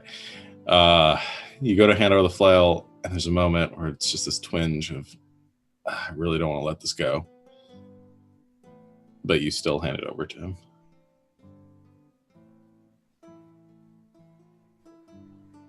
Please don't ruin it. It's my only magic weapon.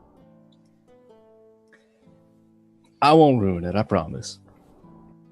But maybe make it not so...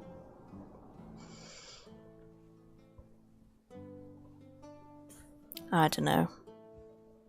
Don't know what the word is for that.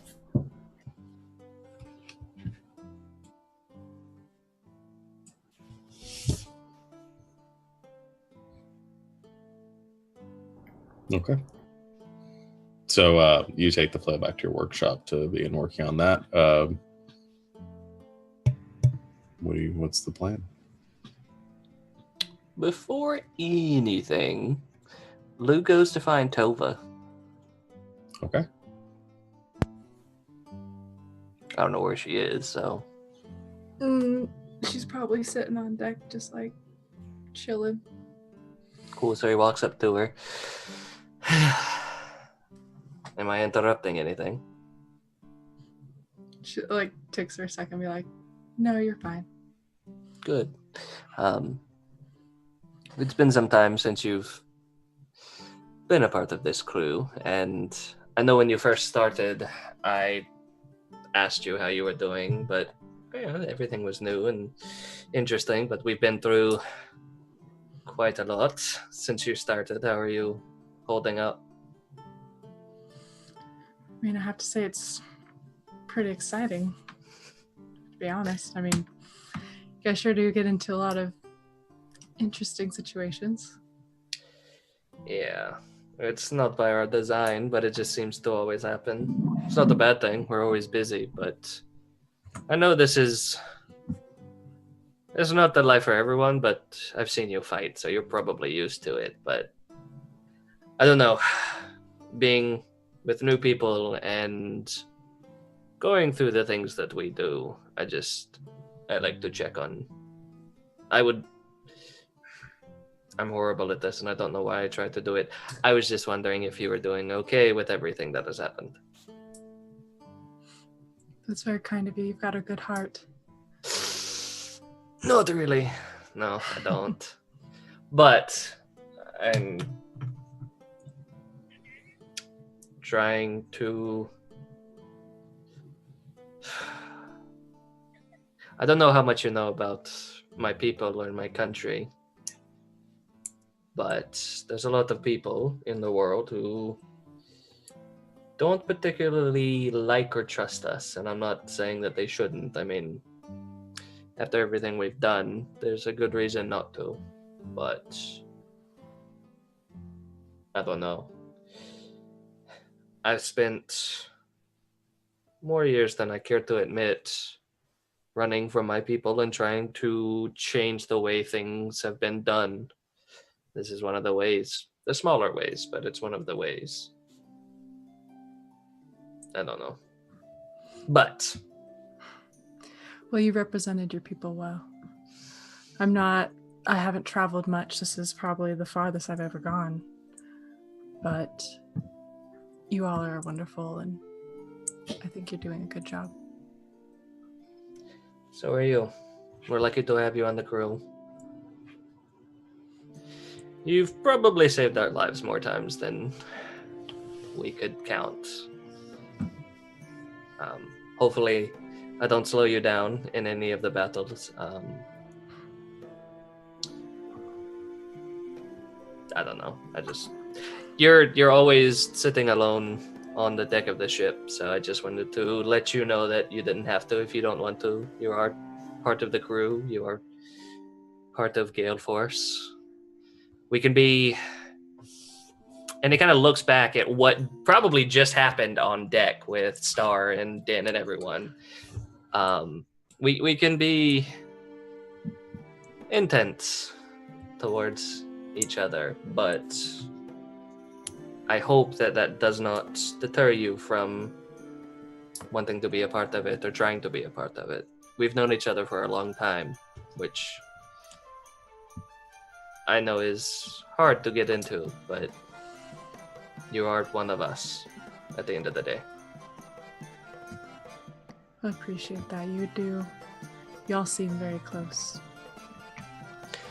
Well, when you've had mutilations, deaths, recreated arms, and chopped off hands, you get very close. Hopefully that doesn't happen again. It hasn't happened in a while, which... very surprised. Well, But, as I said, you don't have to sit around and be lonesome on deck unless you want to. I understand and I appreciate that. I'm still learning how to get used to being around so many. Yeah, I know how that is. When I first started all of this, I didn't trust anybody. And then a very weird, very strong-willed Triton apparently became my best friend. So if that could happen to me, then everyone else has a leg up.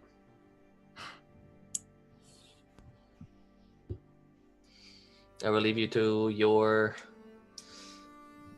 I don't know, I'm so used to two of our group praying, so I don't know if that's what you do. Meditating, praying, sleeping, whatever it is, but I just wanted to come over here and let you know that I would like to speak for everyone, but Dan would probably throw me overboard if I spoke in that way about her, so... From one incredibly weird person on this crew, I just wanted to let you know. Well, thank you. And he awkwardly backs away and goes walking away. Because charisma of nothing. Okay. Gotta watch your arms around those Gale Force kids. Right? God. We've lost so many appendages. Just arms. I mean, Just arms. 2 arms. Well, arm and a hand. Okay, so you gotta watch your arms and your ship's masts. That's what you gotta worry about. So, after all your conversations, it's still like early morning. What would you guys? There's a little something extra Star would like to do that involves him sneaking off the ship for a bit. Okay. Where's Star going? This is real dumb. It's probably going to backfire on me, but I want to go talk to the gold pirates again. Okay. And when I get to their ship, I'm going to flash the token that my mother gave me and just say, I need to talk to your captain immediately. A crew member looks at the token. You go, where'd you get that? That's for me to know. Captain. He calls back over his shoulder, and there's a moment of pause, and you hear some footsteps moving from the edge of the deck above you, and coming and leaning over the railing, you see Captain Dallas peering down. What? One of the I don't exactly know what you are. People we were speaking with earlier wants to talk to you. He's got he's got a token. She looks down. A token. She disappears over the railing. So a moment later, she comes walking down the gangplank in your direction. Look at you as you're holding up this coin. She reaches the dock and stands before you, just a little bit taller than you are. And she says, "Show me that." I show it to her. She kind of snatches it from your hand and looks at it. How'd a member of the Fury Pirates come about this?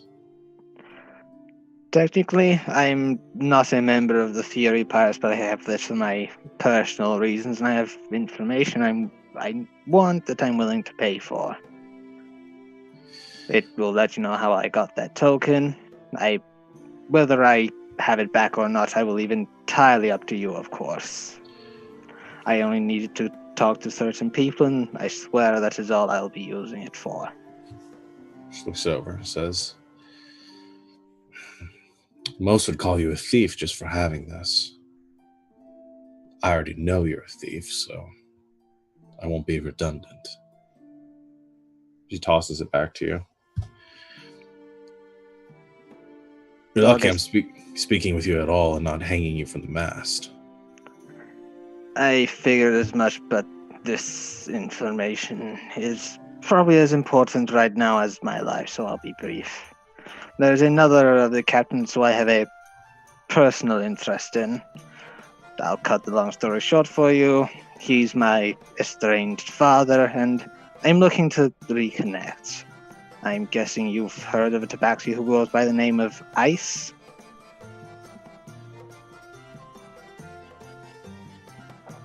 You look just like him, don't you? I wouldn't have caught that until right now. I mean, I haven't met many tabaxi. I just assumed you all looked alike. Honestly, well, luckily me and him are rather unique for some reasons in our homeland as well. Well, so you're Ice's kid. That's something, isn't it? I don't know what to tell you about your old man. Do you know anywhere he normally hangs out around the ocean, other than Port Hendricks? As far as I know, your dad doesn't find himself important very often. He's a bit odd. Always running off places. I don't know where he's at right now. Last I heard, he was pillaging around an island chain just to the west of Balavar. Been in Roran too long.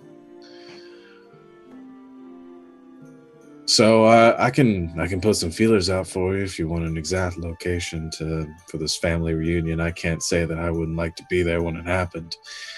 I don't even know if... Does he know he has a kid?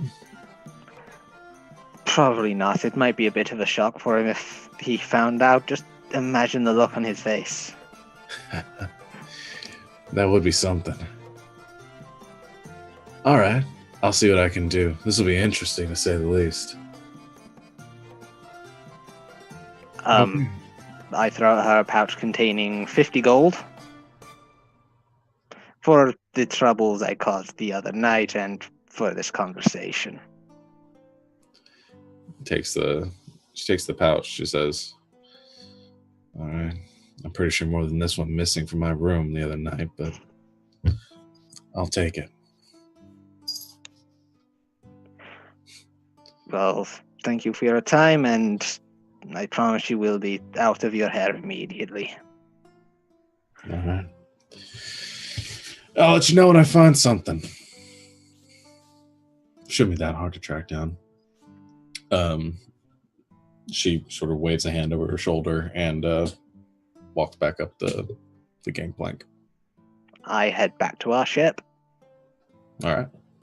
We left without him because we didn't know he was gone. He's that sneaky. And Star is no longer a part of this campaign. Oh, a new character. So, as far as your guys' next plan of action, once again, I will ask, where would you like to head to? I would like to talk to... Just kidding. No more mirrors. talking. I need 100 mirrors. No, it's fine. I enjoy all of this. We needed this. But I would like to know where you're going. I'm going to... we don't even know where we're going. Yes, we do. Well, you have 3 locations you know for certain. One you have no idea. One you have a clue about, but you don't know exactly where it's going to be.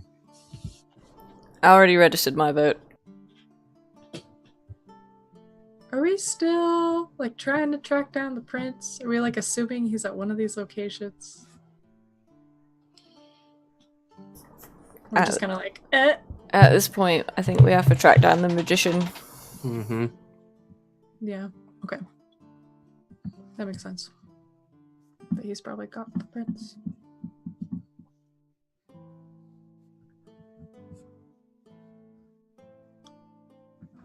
I already voted, so. It was like 2 days ago before we all decided to sit around and talk to each other, but.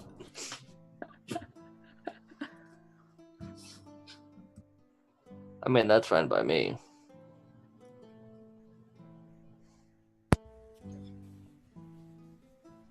Yeah, think we're good to go.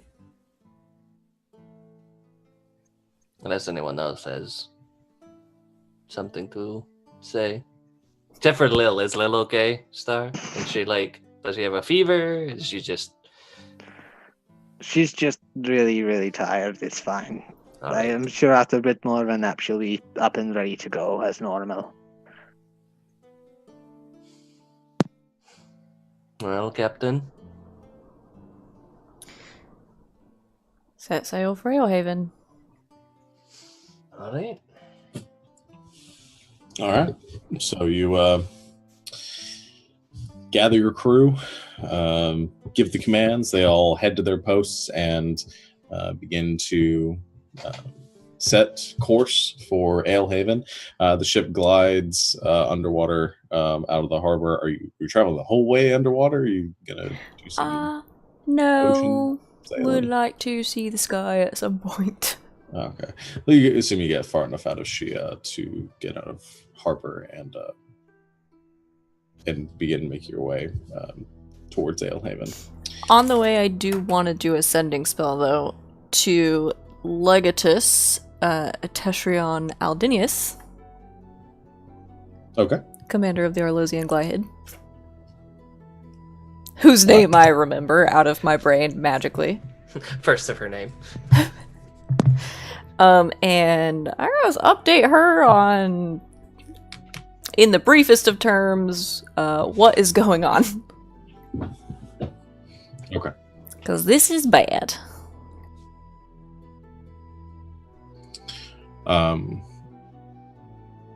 right. So you send her sending spell and communicate what's going on, and she will assume so many words, and over the course of probably using, I mean, you've got a week or two of sailing to get over to Alehaven, so you're able to communicate to her what's going on. She communicates back, sort of WTF, IDK, this shit's for reals, yo. Yeah, she's not like she's very. It's 25 words, not characters. No, she communicates that this is concerning, that they're going to bolster their forces and protect the city of Arlos the best they can. If you need any aid, they will try to provide what they can, but their resources are limited at this point. Thanks, girl. Attacks from the Sahagin growing more and more by the day, and paranoia in the streets that they might have some sort of infiltrator or infiltrators. So you begin your yes. I also sent one to my dad. Okay. All right. You send the spell to your father, your papa as well. What are you letting him know? The same thing, or just? I make sure he's aware of what's going on in Arlos, and just a very brief, like, surface level of what's going on. I'm not trying to have a long conversation with him. Okay. Yeah. The important details. And he responds, "Okay." Scene. Yeah. No, he responds, and be safe. That, again, will providing any support that you might need. But that, based on what he's heard so far, you'll make it through these trials as you have the rest. Am she very proud now that I've proven myself? Yes. I don't say that in a spell. I just say that to myself. Oh, I forgot to hang up before I said that. Oh no, I pocket sending to him. Yeah. How long will it take? Yes. As you travel, the next few weeks, there's one night you're all sitting on the deck of the ship, or the next few days. There's one night you're all sitting on the deck of the ship, and you're eating with the crew and sort of carousing. Eventually, everybody starts to head off to sleep until it's just your group remaining, kind of bonding, relaxing the best you can. There's a moment where the wind stops. The sails sort of flutter and stop moving. Everything gets really calm. The ocean itself almost seems to stop as well. The ship just sort of coasting in this tranquil, mirror-like surface. There's nothing.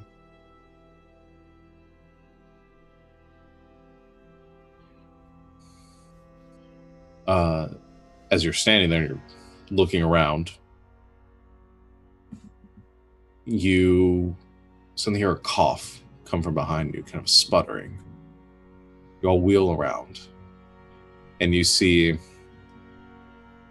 Prince Zinstor. standing on the deck of the ship behind you. And he's looking at all of you, panicked. Do I run over to him? Okay, as you begin to run to him, he coughs, and as he does, you see a gout of water sort of exuded from his like retched up at that moment, and just continues to just more and more water. He falls to his knees. You make it over to him, and he's looking up at you. His skin going blue, his pallor sort of changing, him looking like he's drowning. I don't know how to help him. I can grab him and make sure he's really there. I can grab him. He's there. Oh, As you do, he jeez. feels cold. And he looks up at you, his eyes going wide, and he freezes. His skin cracking, turning to ice. Shatters into 1,000 pieces onto the deck of the ship.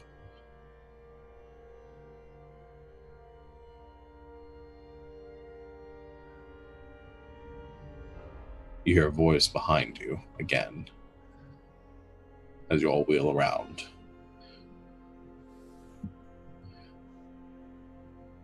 This is Gale Force, is it? And as you turn, you see sitting there on the railing a figure in black and brown tattered robes, the large, wide-brimmed hat.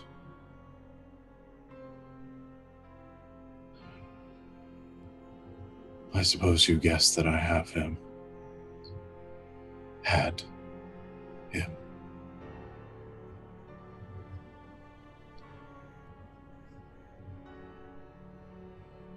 You should leave.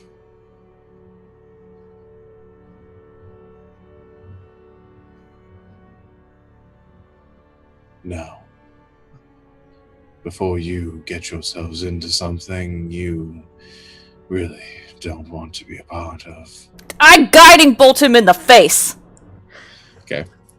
You send out the guiding bolt straight towards the hat, which is tilted down. Passes straight through him.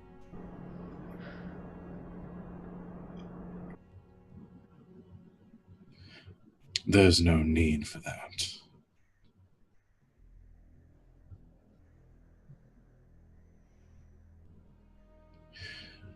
Frostheim has gone missing. I suppose that's your doing as well.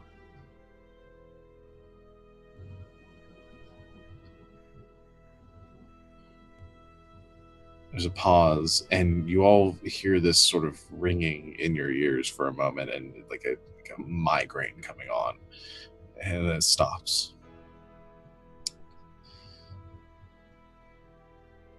So you know about the relics.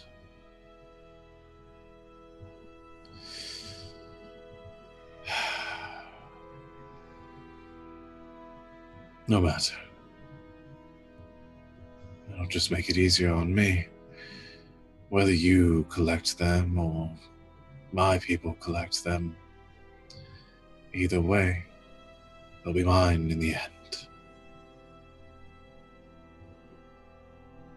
So scatter, little mice.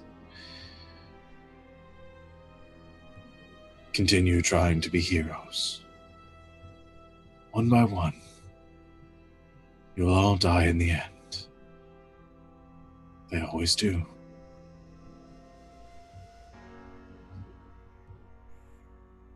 He speaks a word under his breath, language you're familiar with. There's a sort of resonance to the air. And as he does, you watch Sadel clutch his chest and keel over forward. Poof. Face down onto the deck, white and cold.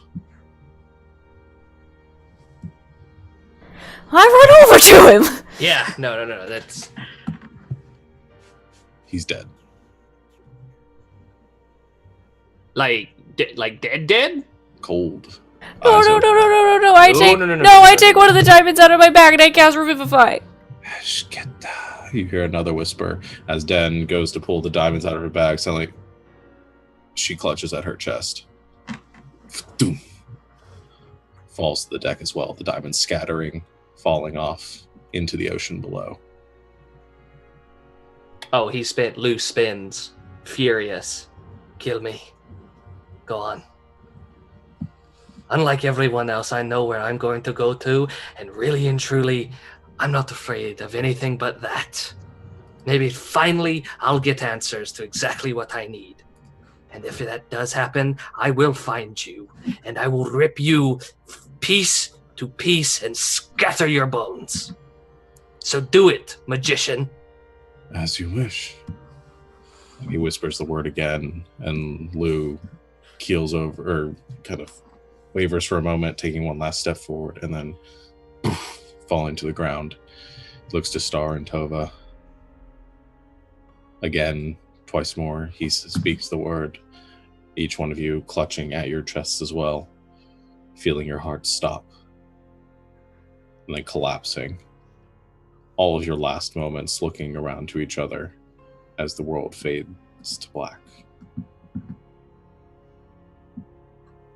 You all open your eyes and awake in your beds, awake from your dream.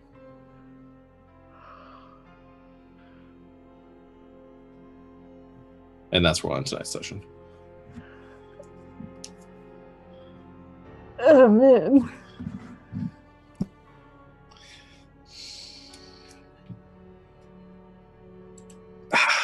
All right. GG, everyone. You feel good about yourself? Me? I didn't do anything. I committed to this bit, but it's gonna be really hard to get up. Good game, everyone. Awesome. I am super excited to be getting further and deeper down this rabbit hole. It's gonna be a lot of fun.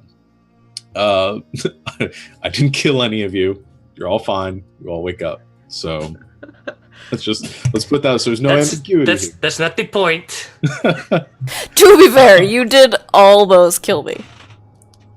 IRL though, not dead. But yeah, no, that was good. So we will be back next Saturday. Yes, yeah, we'll be back next Saturday with everyone next week to pick this up and see where we go, and on to Alehaven to get a relic from a temple and potentially figure out something going on with Lilibet's past. So it's gonna be awesome to have Sarah back. But is there ale in Alehaven? Lots of ale in Alehaven, and dwarves. Lots and lots of dwarves. We'll get to that. But yeah, as far as coming sessions, coming week, things to keep an eye on for all of you out there, loyal followers, we will have our, like I said at the beginning of the stream, our final episode of Wonderworld on Tuesday for our conclusion to this awesome sort of mini arc. It'll be a lot of fun, so come check us out. I'd say something like we're all going to dress as superheroes or something, but it's not going to happen. I dress like a superhero every day. Yeah, do. If you like what we're doing, you're interested in where art comes from, where our music comes from, where we pull anything from, really, we credit all of our artists below. So check that out if you're on the Twitch page, that's all there. If you're watching this on YouTube, go over to our Twitch. All of our credits are on there to all the wonderful contributors that we have on the channel, as well as where we get some of our free resources from, some publicly available content. So please check that out and support all those awesome artists and musicians. Let's see, we will likely be playing more video games throughout the week, if not tonight. So check us out for that. Follow us on Twitter, here on Twitch and on YouTube to keep updated on everything that's been going on. All sorts of awesome alerts you can get, and just right to your phone and know every time we're doing anything, and stalk us online. Don't actually do that, just the Twitch page. But yeah. Why would you tell people to do that on the internet, Sean? Like people on the internet don't already know they can stalk us. For bruising. But Love yeah, you, internet. no. You can check out all the stuff. Look out for our giveaways and other promotional things that we'll be doing here in the future to try to keep things going after reaching our affiliate status.